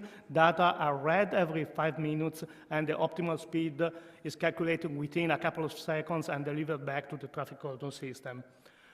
This is the dashboard in the traffic control room. So here we have the actual speed limit, and this one can be modified and accepted or rejected by the operator, which is on charge at the time. And that's the result. Quasi-real-time exposition on variable message signs, which are calculated on basis of the number of vehicles passing by in that moment, in that stretch. So from the conceptual point of view, we have a state machine which is doing calculation. We have a backend gathering all the results. The front end, which is the operator, which, as I told before, can accept or reject the automatic calculation, and the variable message sign management system, which sends the actual signs on the A22 message system. Here we have a pre-activation of the template. This is automatic, and then the operator has only to click yes or no. Some results. So we have This is an example of a day of high traffic. Here we have speed measurement during a day. You can see it that speed drops, so we have to adapt the limits. Yes, the velocity drops to 90 kilometers, but cars don't stop, so they only can decelerate, but we don't arrive to stop and go situation, so this is a suboptimal condition, but in any case, not a full stop. And then, after some times, the situation is okay again. In a synthetic way, we have done some resume of the results. So we have typically a reduction of transit time when activating the system, and also the average speed is increasing a little bit also in high traffic situation, and the number of hours of perturbation is slower using this automatic system. For a possible project replication, we would need, for example, in other motorway which are interested, we would need the availability of variable message signs and loops measuring data, of course, all the hardware, and obviously the software which could be adapted. And this infrastructure would allow continuity of information to the user. This is important. And to conclude, a small glimpse into the future, all this infrastructure needs some important hardware. All the variable message signs are quite complicated to install and to manage. They cost a lot, but in the future, there would be probably the possibility to integrate the dynamic traffic control system in a concept called the cooperative ITS by pushing recommended that is optimal driving speed directly on board of enabled vehicles with the so-called infrastructure to vehicle communication. And all the systems are nowadays experimented. So I would think that in some years, variable message signs, which are the most costly hardware, would be superseded by pushing data directly on board so that the driver can read it for example, on a head-up display. And I think I'm to the end. I thank you for your attention, and I'm at disposition for questions.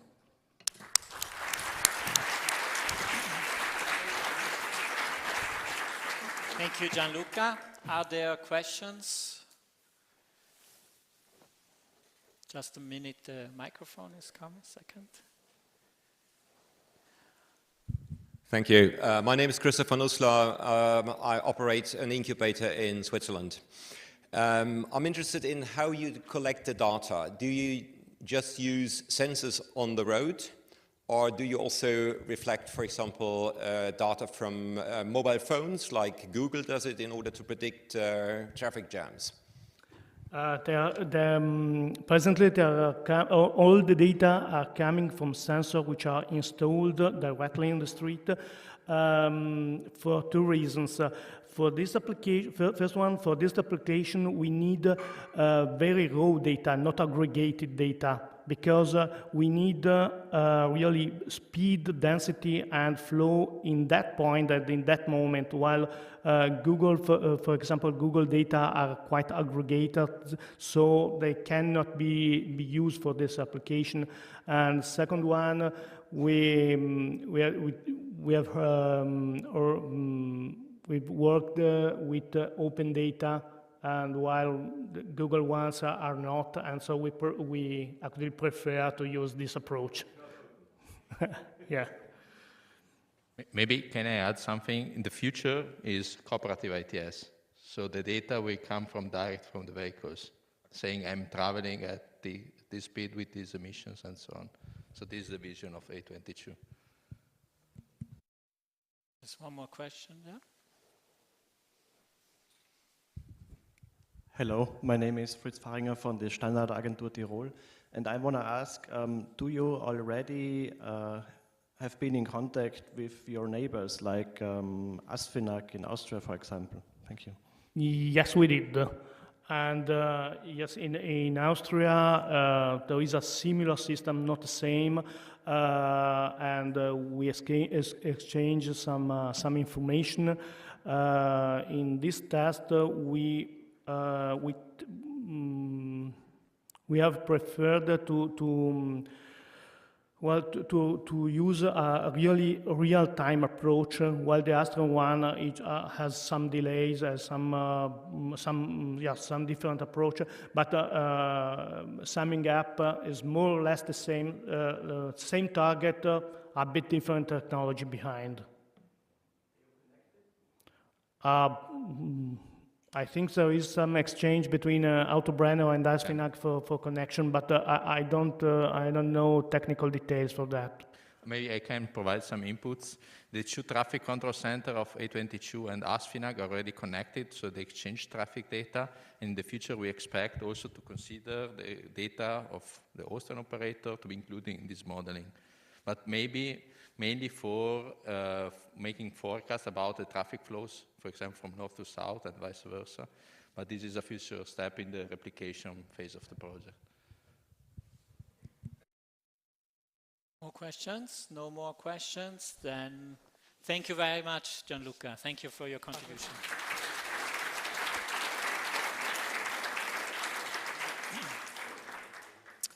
Our next speaker is Igor Falco-Mata, an expert in cybersecurity. Actually, he will also have a presentation this afternoon at the Cybersecurity Round Table, and also a hands-on exercise. So it will be in the seminar room 3. And now we have a talk about IoT versus cybersecurity. So Igor, we know each other since a long time, and he was also key in creating the architecture of the Open Data Hub as a security in mind, security by default architecture. And so thank you for being here. The floor is yours. Thank you, everyone. So, thank you, Patrick. Thank you, Open Data, for accepting my talk proposal. I will spoiler my talk right now, so we are pretty attend. The S in IoT stands for security. And this is a long-time joke on the internet, but this has not changed since the last 10 or 15 years. So that's very, very rude to say, but still we are in a very bad situation about security in IoT connected devices. Just a quick backstep. Patrick told you in open data, security is very, very important because you want to share open your data, but you want to share only the data you want to open, not all your data. Maybe you don't want to share your password hashes or internal application or whatever. So I think it's very, very important to have talks about cybersecurity in every kind of event, open data, APIs, and so on.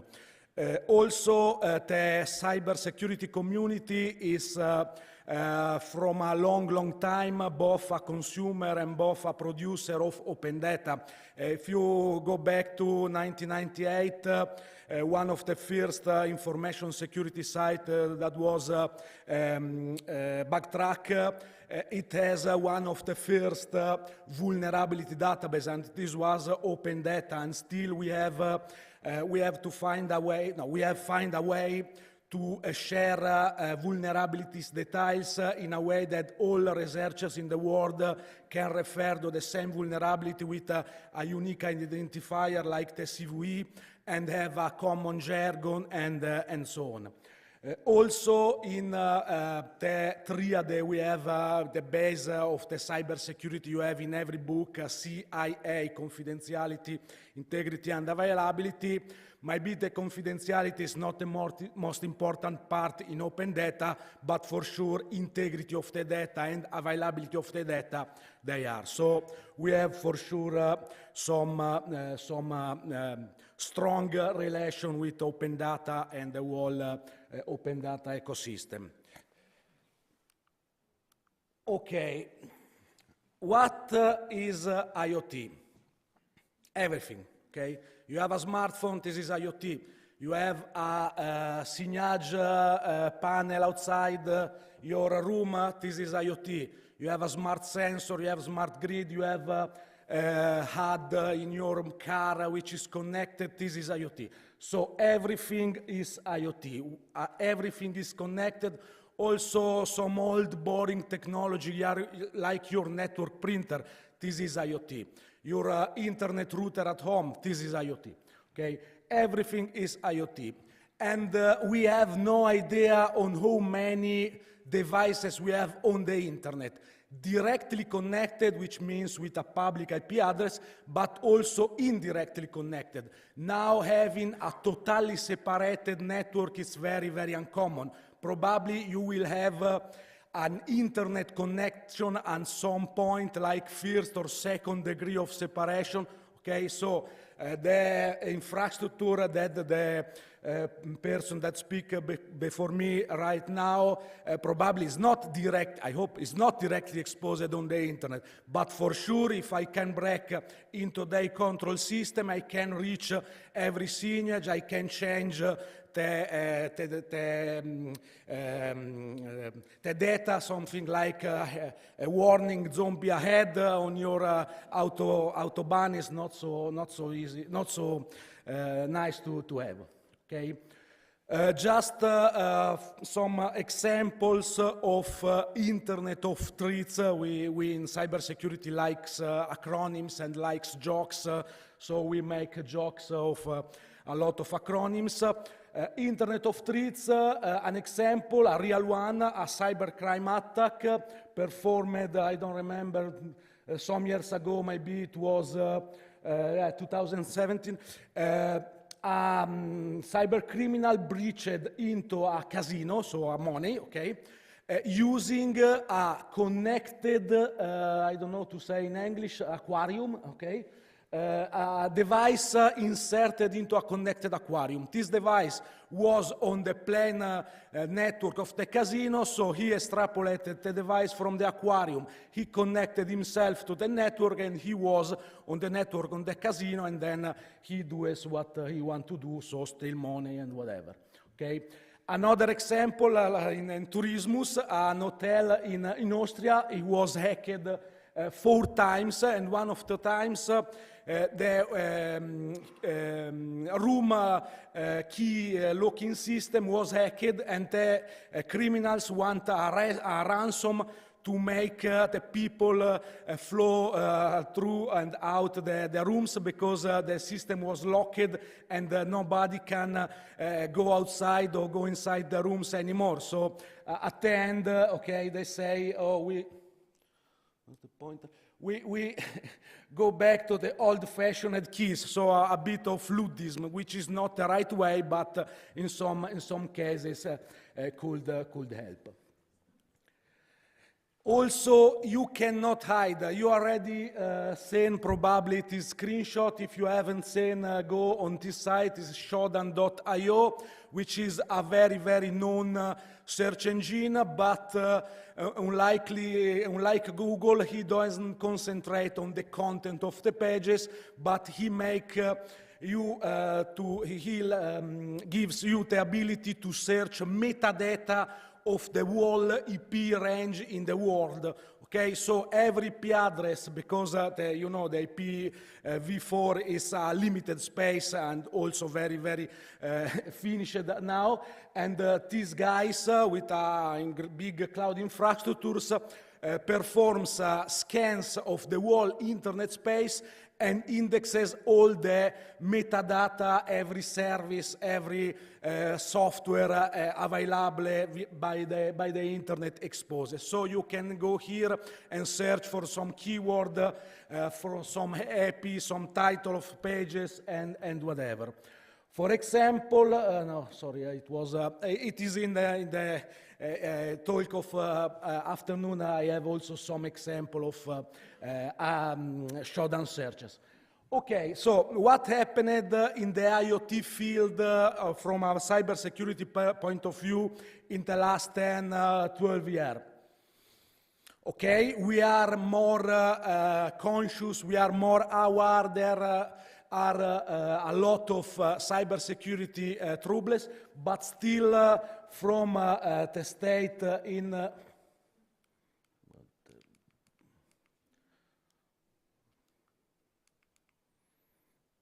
what's the pointer? Okay.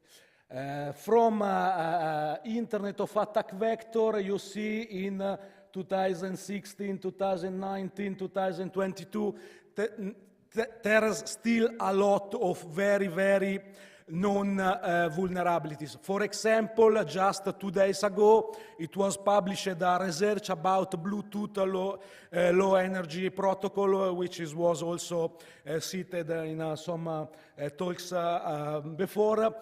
When this Bluetooth low energy protocol is used, and it's commonly used as an identity thing, okay? I mean, when I go close to my car with my keys that has a Bluetooth low energy emitter, the cars unlock automatically. And this vulnerability is a design vulnerability, so it cannot be fixed with a software upgrade, okay? So if you have a device, a POS, a car, or whatever, that uses Bluetooth low energy protocol for identifying yourself in the proximity, you are broken, okay? So that you're not, but your solution is broken. So there is a lot of different vulnerabilities in IoT. Most of these are vulnerability we in the cybersecurity known since ages. I mean, since 60, 70 years. So, unencrypted communication. Patrick joked with me before because probably he wanted that I asked if the communication between the signage and the API was encrypted or not, okay? So is this encrypted? I hope of course so. But if you analyze some IoT devices, you still in 2022 will find devices that use completely unencrypted communication with cloud backend or LAN backend or whatever backend. So still a thing. Another very, very, very, very important thing in the IoT is that we have plenty of devices everywhere. So if you have a server vulnerability, you patch it. If you have 1,000 server vulnerable, you patch it with maybe a Ansible or an automation system.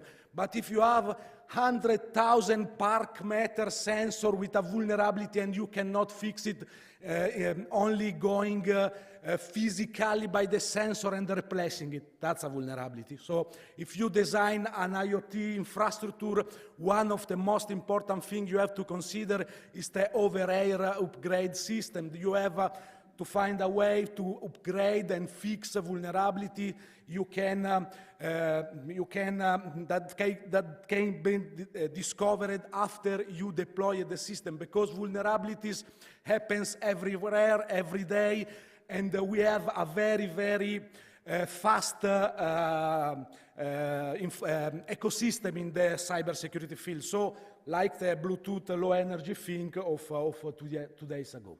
So, how to approach IoT and in general cybersecurity in the right way? First, the E in IoT stands for Internet.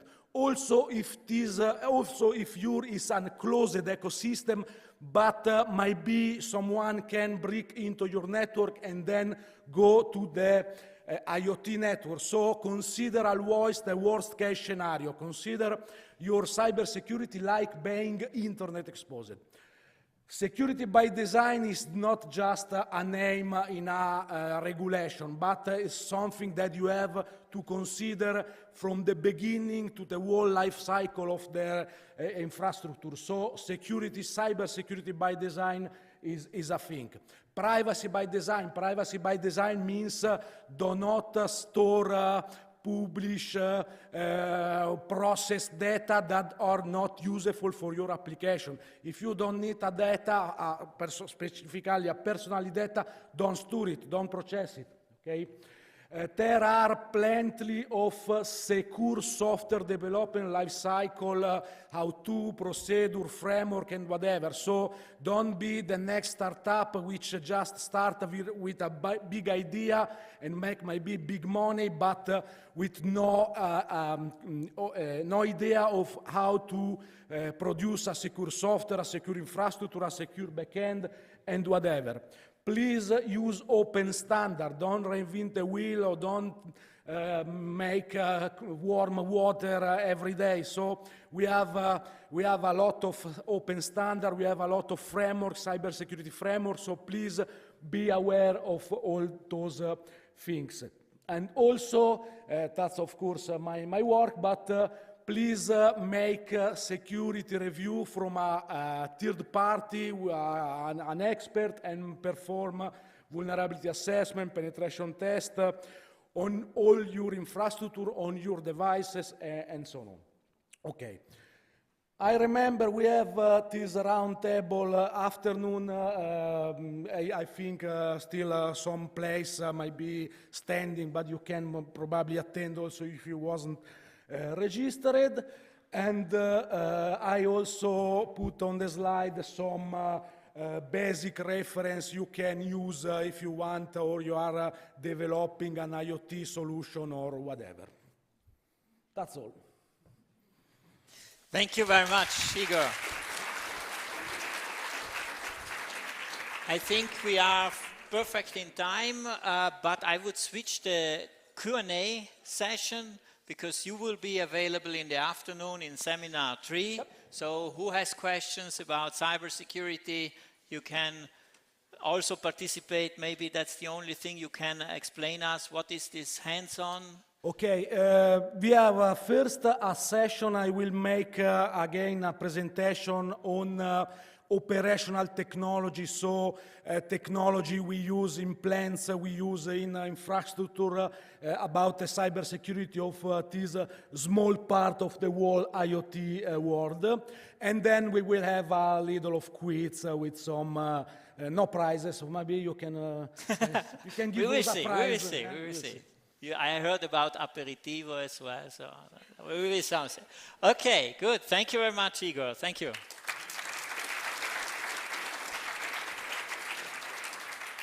Our next speaker is Markus Garnitz from Bayern Tourismus Marketing, and Markus is leading a very nice team in Munich to create an open data hub similar we have here, and we are in connection, we are collaborating to see how to help each other, so connecting the efforts, and he will present us how he reached to this point to have an open data platform in Bayern. Welcome, Markus. Thank you, Patrick. Hello, everyone. So my talk is about our strategy on how we put on track an open source open data hub. So open data, in my mind, is not only open data, but also open source. So we're,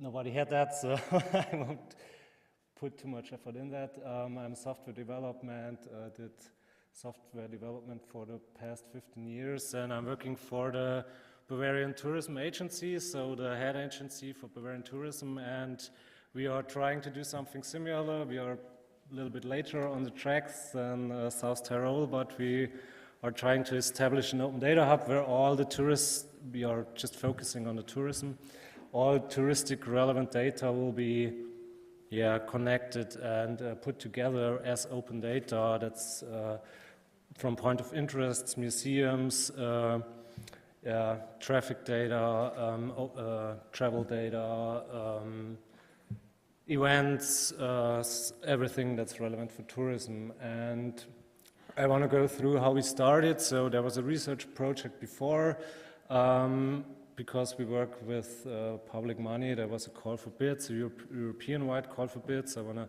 say a few words how we managed to get an open source solution there. The third chapter will become clearer after the second one. I don't want to say something about it now, and I want to say where we are now and what the future maybe brings. So in 2019, there was a research project for the Bavarian tourism, how to establish an open data hub for Bavaria. And there were different stakeholders on board, of course, some of the Bavarian destinations and some system providers. They, like Autoactive, for example, which are providing tourism systems and research partners. We had a cooperation with the University in Kempten and Fortis, which is a public research agency. And they looked into use cases. Where could the data come from? Who could use the data? What are the use cases for the tourists, for the users, but also for the residents in the areas, for example, to prevent over-tourism and stuff like that. And there have been some suggestions made on the strategy, not only on which data and how to use the data, but also on how to set up an architecture. Of course, it should be true open data, like we heard before in many talks, with free licenses and also structured according to, we are focusing on schema.org and also are part of the ODTA, which is a successor of the DACH KG, which tries to implement standards for tourism relevant data. And also the proposal said it would be good to base the Open Data Hub not only on open source technology, but make it truly open source in order to intend cooperation and the further development from different stakeholders and not only the Bavarian tourism. And when the project started, the Bavarian tourism marketing was only, as the name says, for marketing, so they didn't have any deeper IT know-how on board.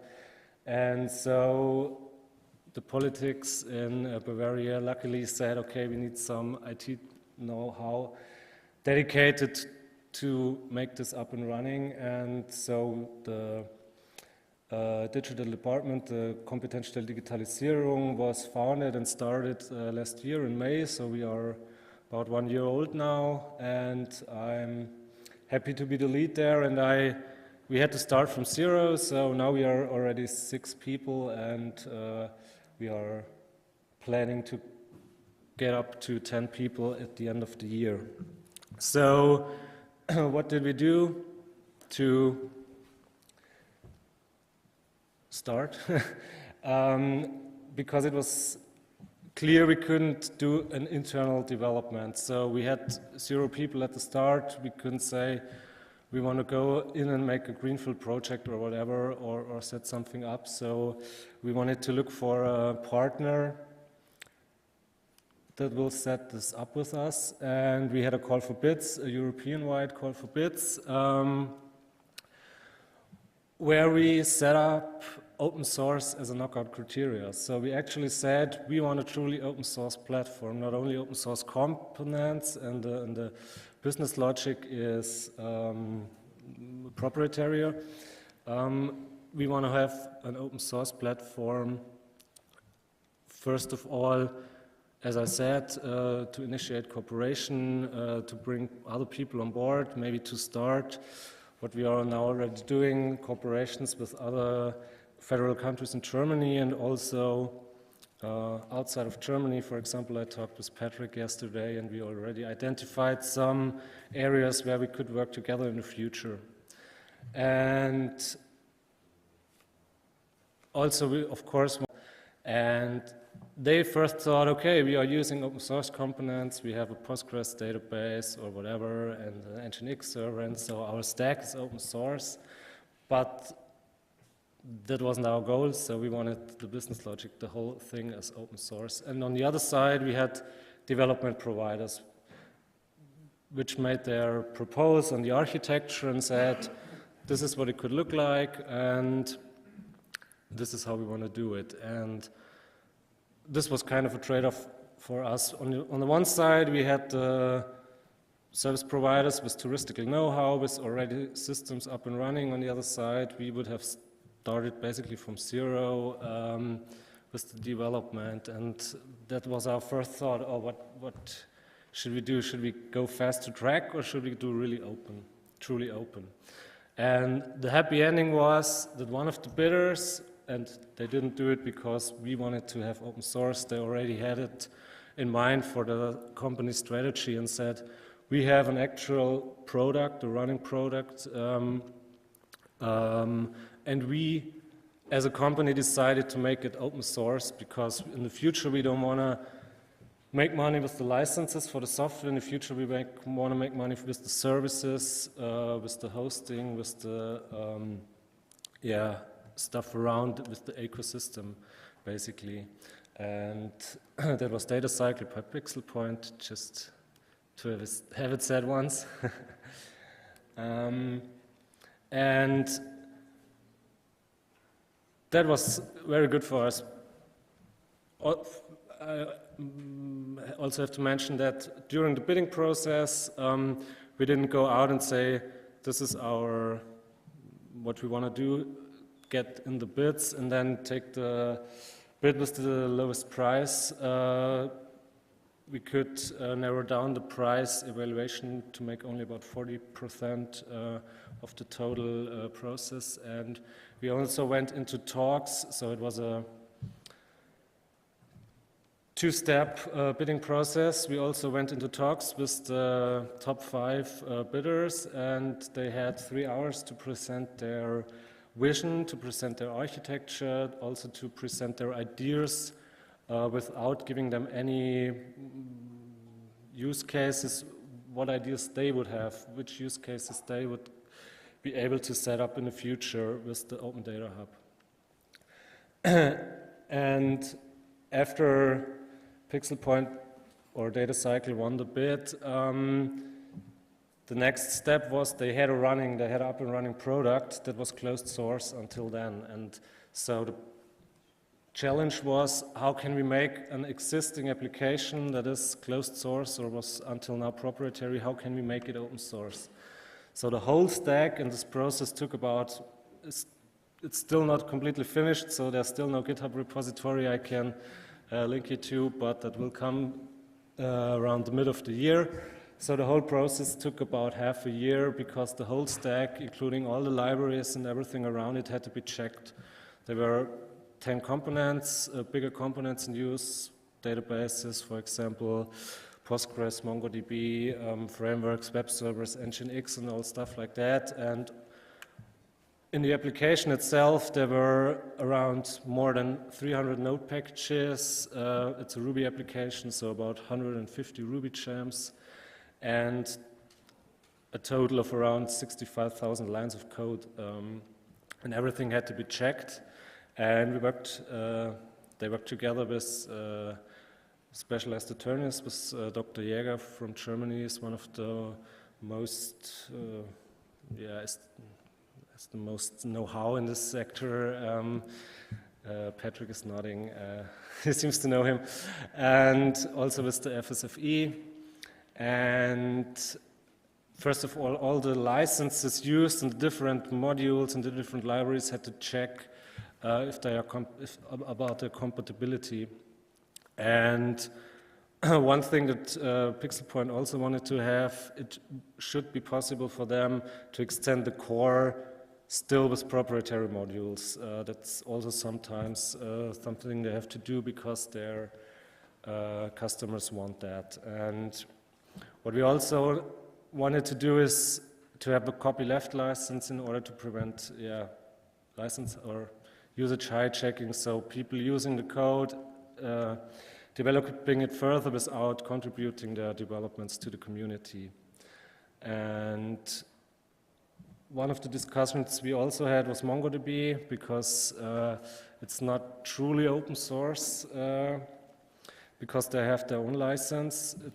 They did this because of this hijacking, because providers like RVS are offering their services and developing it further without adding proper value to the community. And we are currently in the final testings for a working repository.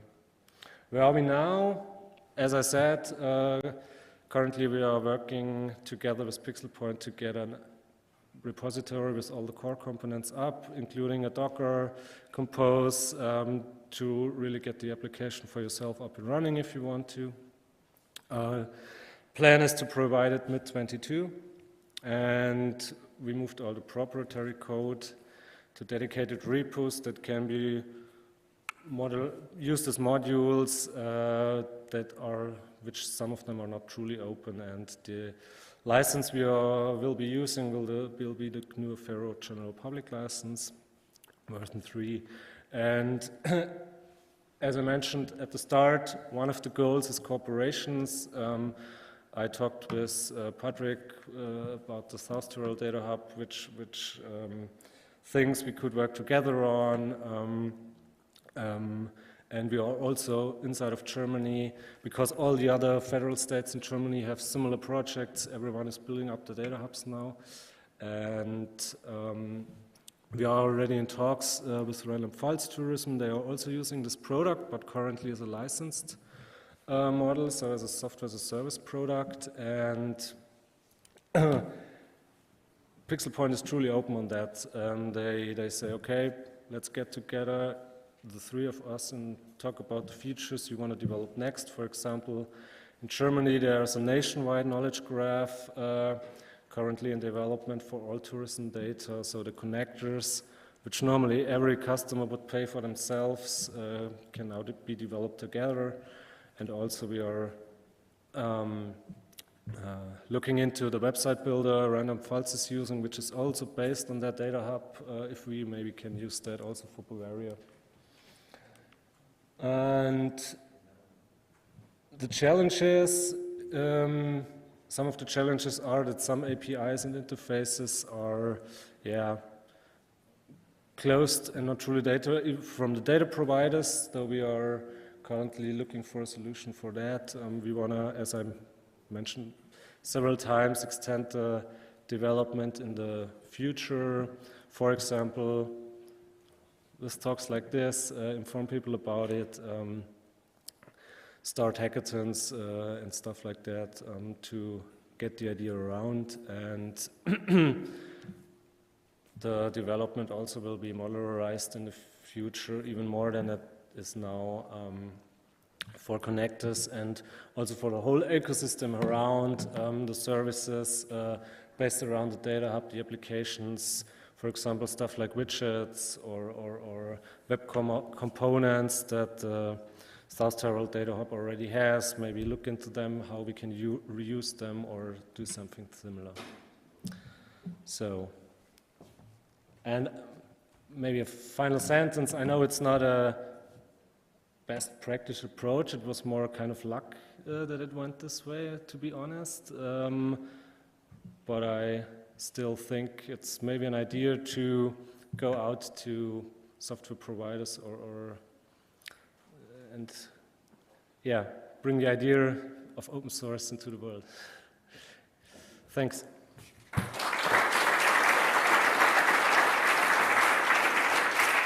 Thank you, Markus. Maybe there are questions from the audience. Are there questions for Markus?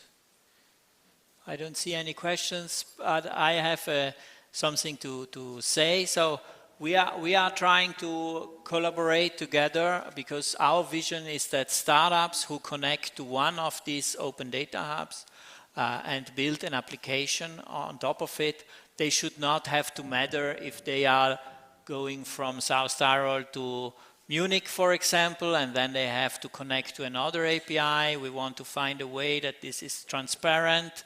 So there are different approaches. We are talking about being connected together or having an advanced handover of the APIs, so which is more challenging from the technical point. But our vision is that app developers, startups, companies should concentrate on their innovation, and they should be an easy way to access the data wherever they are in the world. So therefore, the collaboration for us is very important. Thank you for being here. Thank you, Markus.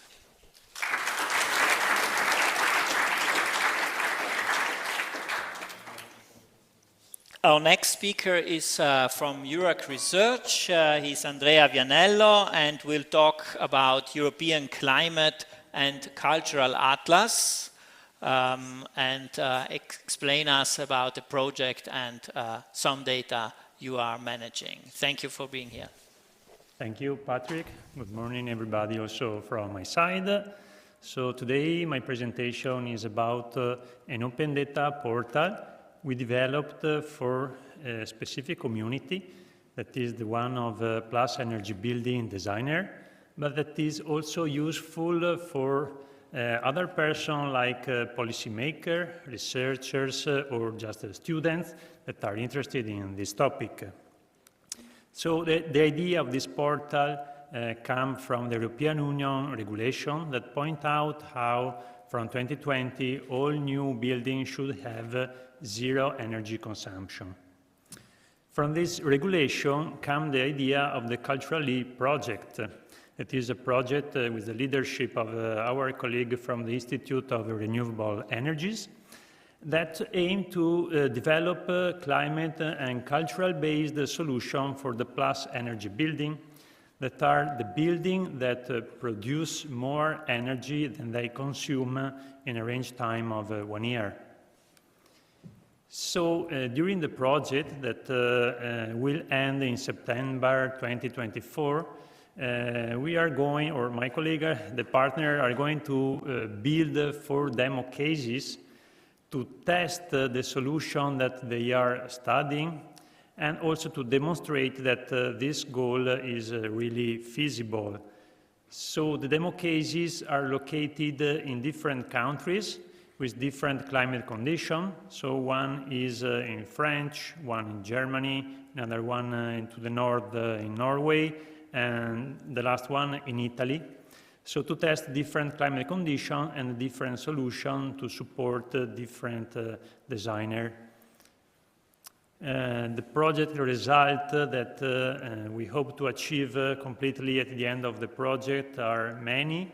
So today's topic is about the first point, so a design tool, but there are also other results like the development of new smart technologies, such as some smart control system for the heating system, for the ventilation of the indoor environment. And then also methodologies and policy recommendation. Today I present this atlas that you can access at this URL, the energyatlas.eurac.edu, where you can find a description of all the information data set we collected that are mainly spatial data set. This means vector layer, but also raster layers. And here you can find the access to the maps that we prepare to visualize this information, that are also accessible in different ways that I will show you later. So this is the complete list of all the layers that are accessible in the atlas. And we prepare some cluster of this layer, so you have the first group that is the statistical data set, where you can find, for example, information regarding heating system, energy consumption in a different climate. And the second group instead is the group of Plus Energy Building Design criteria drivers, where you can find, for example, other information, also social or cultural cultural data set. And for each one of these, if you enter in the portal, you get the link of the complete metadata, where you find the title, short abstract, the contact that you can write to if you want additional information, and of course the license. Most of the licenses are of public domain because the data derive from source from Eurostat, so they are of public domain.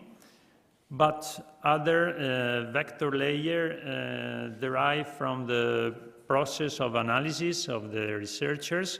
So maybe they have a different license, such as CC BY or another one. They are always open dataset, so you can always download them, and you can process them as you prefer, or create new maps, for example. Some datasets derive also from the demo cases of the project, the 4 demo cases, and you can find some information inside, or by existing plus energy buildings that are already in place before the project, so you can compare all the datasets. Here is the page, just the example. From the metadata, you can go to the page of the layer, so the single dataset. You can have a preview, and you can download in different formats like GeoJSON, shapefile, or just a CSV file. And you get also the information if you prefer to consume the dataset using standard web services like Web Map Service or Web Feature Service if you want just to visualize the data in a GIS client, for example. What else here? I give you some example of the main map that we prepared on the atlas. So in the left side, you have the panel with the complete list of the layers. You can switch on, off, you can interact and play with the opacity to visualize the background. And if you click in the feature on the map, for example, here we have all the countries. For each country, you get some information according to the layer. So, for example, you have information regarding energy consumption, so you can visualize the differences between Italy and Norway or France, according also to the climate area. And you get some additional links to other maps that can give you additional information. Or in another layer, you get also the link to some document that can provide a complete research result on this topic. So just have a look and play a bit on the atlas if you're interested, because there are really plenty of information, research papers, and so on. Here in this page, we listed all the analytical maps that we prepared, where you can find 2 or 3 layers in each of them, but also some plots to better visualize the differences between the countries for each data set. So this may be really useful, for example, for a researcher project or for a student to compare the differences in the countries. And here I just want to give you an understanding of what there is in the background to develop the atlas. We used the environmental data platform of Iraq Research of my institute that was already presented this morning by my colleague Roberto Monsorno. So I will give you just a short description of the main components that we used in the atlas. So first of all, the GeoNode platform, that is a data management system that I think is really useful also for other projects. So you can really use it in other activity for sharing spatial data set, and the PostgreSQL database to store all the spatial layers, both the raster and vector layers.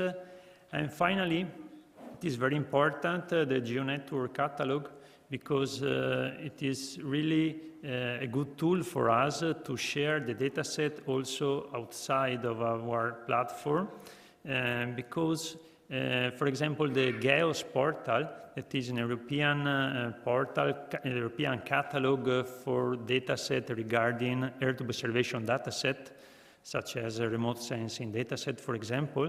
So their catalog make the harvesting from our portal, and this way all the dataset that we provided get a lot of visibility, so not only here from our portal, but also from external portal. And I think this is a very good example of how you can give visibility to your dataset if you need it. So at the end, here there is the page that we call the PEB community, where you can find our contact, because the main goal of the Atlas is to build a network regarding this topic of the plus energy building. So if you are interested, please have a look to the portal and then contact us if you have a suggestion, or if you have, for example, a suggestion like a new data set that may be useful for your work or research. We will try to upload it, to create it and upload it in the portal. So the main goal of the Atlas is the supporting of the designer, but also the creation of this community. And thank you very much for your attention, and have a look to the portal. Thank you.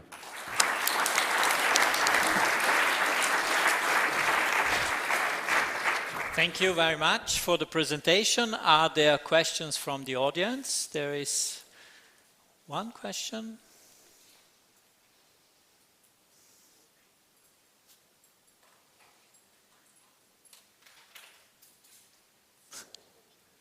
Maybe short? Maybe just short? It works. Thank you, Patrick. And thank you for the presentation. One quick question. Which are the sources of all the energy data you used? And most important, are they enough homogeneous across Europe, or did you have to process them before putting them into the Atlas? Well, it depends by the data source, of course. The energy data set, most of them derive from the Eurostat portal. So they are already homogeneous, but for some countries the data are missing. So it depends really by the data set. And then other data sets come from the research project. And also here, some countries are missing because we cannot access that data. So it's not really homogeneous because the data are not accessible, or we cannot publish them, so we cannot integrate them on our portal. But when we can just provide an external link. So if you're really interested, clicking on the countries, you get another external link to get the information. This is what we can do, and maybe in future we will add the additional information. But the data are really heterogeneous, so they are not homogeneous in all the area, in all the countries. Okay, thank you. More questions? Another question? Thank you very much for your contribution. I'm looking forward to have some of this data, the API accessible data, also available for our developers through the Open Data Hub. Thank you very much. Thank you.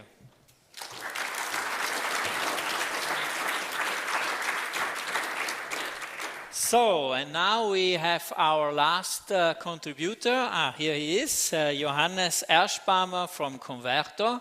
Converto did a very nice project together with Limburg Research, and it is about using data for making predictions in apple cultivation. So I'm looking forward to your presentation. The floor is yours. Thank you, Patrick.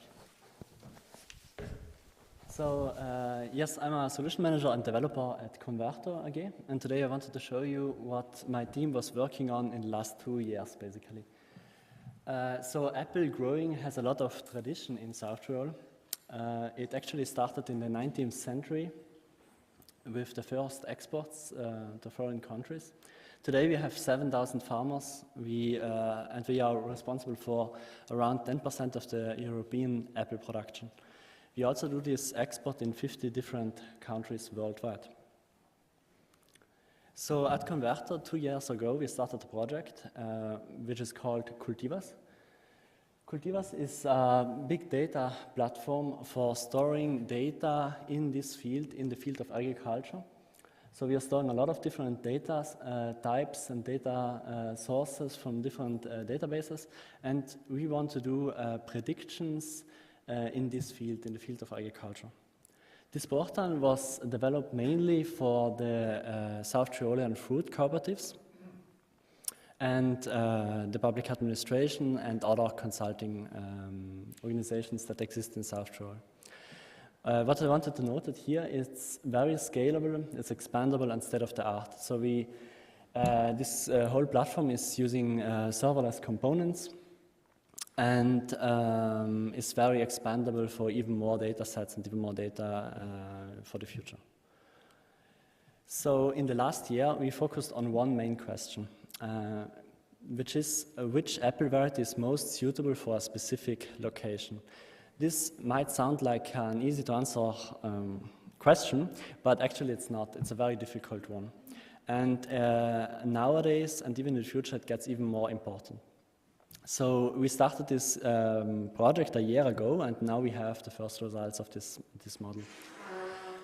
In the past, this question was answered by experience. So as mentioned before, in South Tyrol we have a lot of tradition growing apples. So some knowledge was passed on by generations. A typical farmer knows how the soil performs, which fruits work well in the specific soil.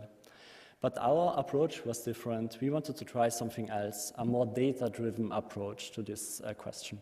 So we are based on 3 different pillars. The first one is big data. We are importing a lot of different stuff, different data from various databases. We are using machine learning to do these predictions.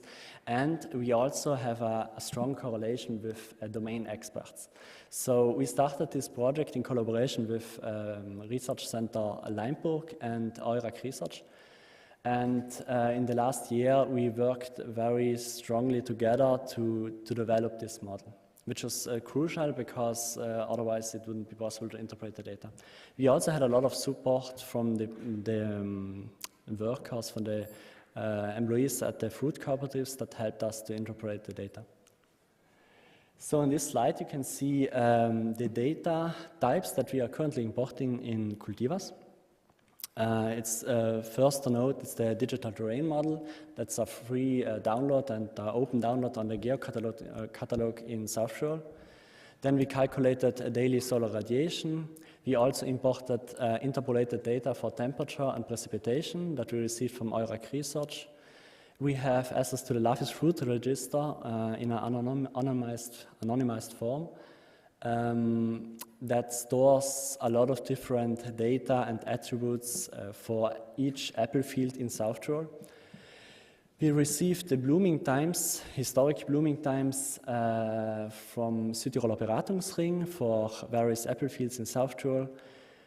We also imported soil analysis from Versuchszentrum Limburg, and most importantly, a very big data set about the apple quality results from the fruit cooperatives.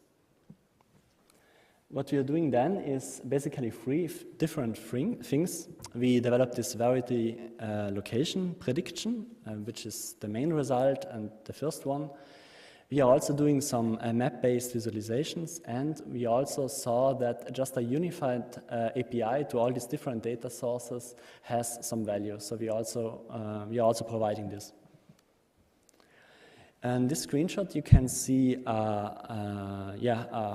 you get an impression about the portal that we have developed in the last year.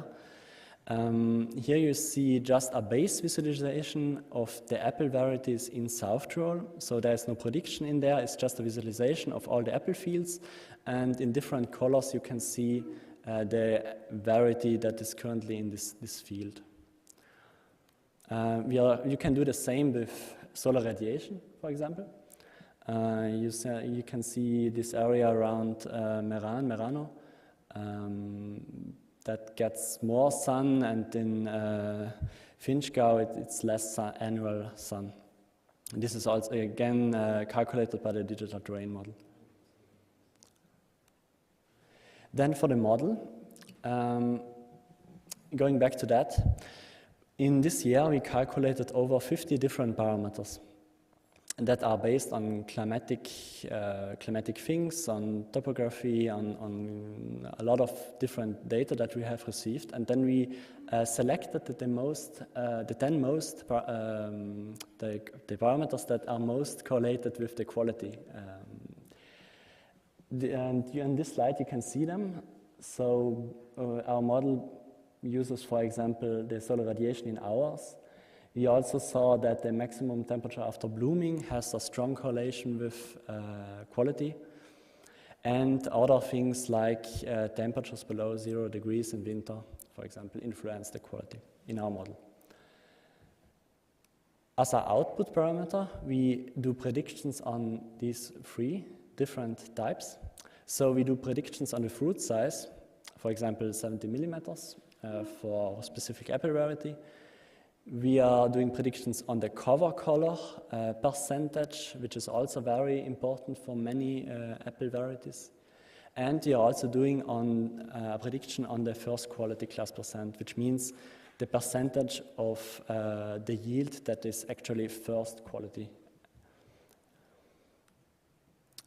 Here you can see the results of our model. I don't want to bore you with statistics, but just for a general explanation, if our model would be perfect, then all the dots that represent a result from a specific field would follow directly the dashed line. And you can obviously see that this is not the case. So we have some outliers here and there that do not follow the line, which means these fields are influenced by parameters that we are currently not considering. As mentioned before, we selected the 10 parameters, but obviously in nature there are many more that influence the quality. Also, other things like the actions about the farmers are currently not considered. But you can see also on a positive side that the dots follow this trend, this line, which means that in general our model can explain the different quality results between the different fields. Not perfectly, but as you get a rough general idea about the locations. And this actually works for all the 3 different parameters. Here you can see the results on a map. On a specific location in South Tyrol for one apple variety, Fuji, and one parameter, first quality. In green, in very dark green, you see the locations that are very well suited for this specific apple variety. And in yellow and in orange, in this example, some areas in the mountains are less suited for this specific apple variety. When we first have shown the results to our partners at different institutions, they immediately asked us a couple of questions. The first one, why? So in our model, as in many other machine learning models, it is very important to have good explainability. And currently, this is a challenge for us. So we definitely need to improve that part because it's crucial for the cooperatives that they know which parameters influence the decision. And then we got other questions like, what about other factors that you did not consider? Or I want to configure this and I want to have an option for that. So we went back to the drawing board and started with a follow-up idea, basically. This work is currently in progress. So what we want to do is we want to calculate different parameters, always based on climatic indices, like sun hours, frost risk, or apple blooming for every location in South Tyrol. And then the user has some options that he or she can select from, and that influence the results of the predictions. Basically, the user is then in control and can select which parameters should influence the results. Also, this would work for even more apple varieties, but also for other fields in agriculture, also for wine and other crops that can be cultivated in South Tyrol. How we are doing this? So we discovered very soon that in order to do this, we need more data. and even more climatic data. As you probably know, the Open Data Hub stores a lot of different data types from the weather stations in South Tyrol. They are currently imported and are available on this Open Data Hub. And what we are doing now is we are importing this data every day into our data lake, into our platform. And we are then combining it with data from our existing databases and sources. As a second step, we are using Databricks and our ML models to do interpolated version of this data set in order to have a prediction for the whole area of South Tyrol. As an example, you can see the air temperature. Currently, we have 92 stations where we are collecting the data from, and you can see them on this map. And every day they upload data for different types like wind speed, air temperature, and so on. And we import that every morning, and what we are then calculating is an interpolated version of this data set, which you can see here, based on the digital terrain model. And in this way, we can have this data for every field that you saw earlier. We want to do the same stuff with other data types like precipitation and wind speeds. It would be our next steps in the next months. And based on that data, we are calculating the parameters that we saw earlier, like blooming and so on. So as an outlook, we have, after this year or after these 2 years, we got a lot of different feedback and a lot of different ideas. Basically, in the short term, what we want to do is even more visualizations of different types, and we want to have also reports that you can download from the portal. And as a longer-term goal, what we want to do is 2 things. We think it would be a very nice idea to combine our model with existing climate models, so we can also do some predictions about the future, not only the past. We think that when we combine that, we can also do predictions like which fields are better suited for a specific apple variety in 20 or 50 years. And another data set that is very interesting for us would be the farm book data from the farmers. Recently, they started to track water consumption, pesticide use, and so on. And we think we can do also a lot of interesting things in that regard when we combine that with our existing data sets. So thank you for your attention. This concludes my slides.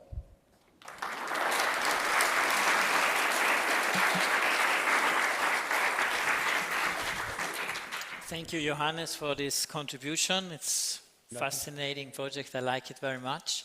Are there questions about Cultivas in the audience? There is one. Oh, was it? Yes?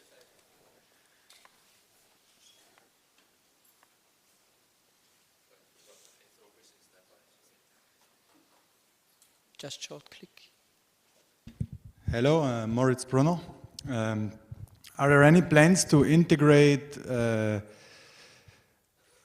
data on the ecological impact of all this apple culture, like the amount of pesticides used or the water qualities during the year? Because it would be like just one step after that, which was already talked about. Or I'm asking if there is some future development in that direction. Yeah, we have some ideas in that regard, but the problem here is assessing the data, basically. So we need to work on agreements in order that we can receive this data from the different farmers in South Tyrol.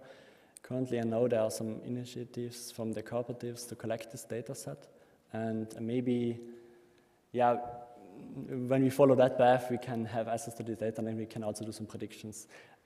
As you saw in my last slide, this would be a very interesting data set, because I think, especially in the future, when even more data is tracked, then we can do a lot of interesting predictions there.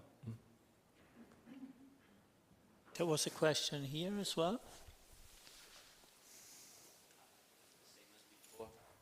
Same Alessandro as before. I was wondering whether you have any specific strategy for the data integration part of your project. So how you perform the data integration, which kind of technologies are in place, if any? Yeah, for our pilot project, basically it was like just a one-time import because the data does not change, basically. It's the data set from the apples changes every year. And that's why we did not have to automate this very strongly. But for the integration with the Open Data Hub, we have an automated way, obviously, that runs every day. It's based on Azure. We are doing everything on Azure, and we're using Databricks, which is a technology from Microsoft that allows you to execute code in the cloud, basically. And then you can have jobs that do these tasks. So we have a job that receives that data, stores it in the lake, does some modifications and runs our models, and then stores it again to the data lake. It's like a workflow that we have developed based on Azure and Databricks. Thank you very much. Yeah, if there are no, there is one more question.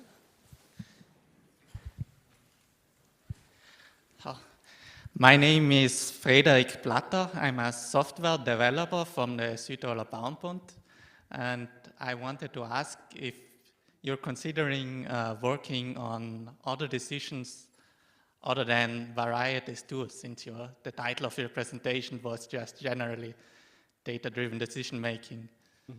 Yeah, I think when I was talking about the pilot project, it was very strongly correlated with apples and apple varieties. But in the last example with the different parameters there that you saw, this can be generally used also for wine and other crops in South Tyrol. And that's also why we think this is a very nice idea that can be used in a more broader scheme. So yes, we want to expand also outside of apples and in that regard. Thank you. Probably the challenge is the domain expertise, no? That's what you need to tackle. So our follow-up projects will again have a strong collaboration with Versuchszentrum Leinburg and EUREC Research. Also, we want to follow that path. We are an IT company. We are experts in cloud and software development, but we are not experts in agriculture. So yeah, we need the domain experts. Okay, cool.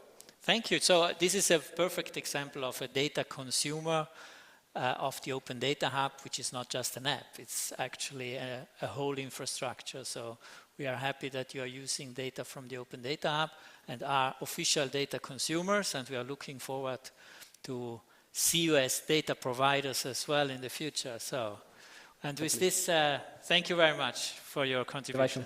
Thank you.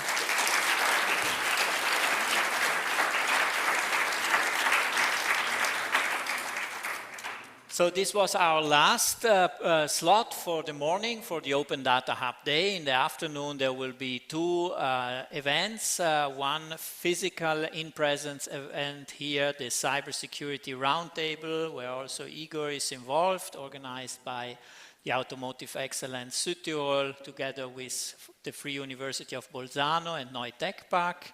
And in parallel we will have an online hackathon running where there are 4 challenges to develop, also web components, but extensions to the Open Data Hub, and then you can win prizes. The registration, I think, are still open. Last-minute registrations are possible because it's online, so we can scale up infinitely, probably. So use this opportunity. Now we will have a networking lunch in the foyer. Be invited, be our guests, and use this opportunity to network. You got a lot of input by the speakers, so maybe from this input, new collaborations and new research and development projects can be created out of, which is our goal here at the Neue Tech Park. Thank you very much for attending. See you next year at the next Open Data Hub Day. Thank you very much. Bye-bye.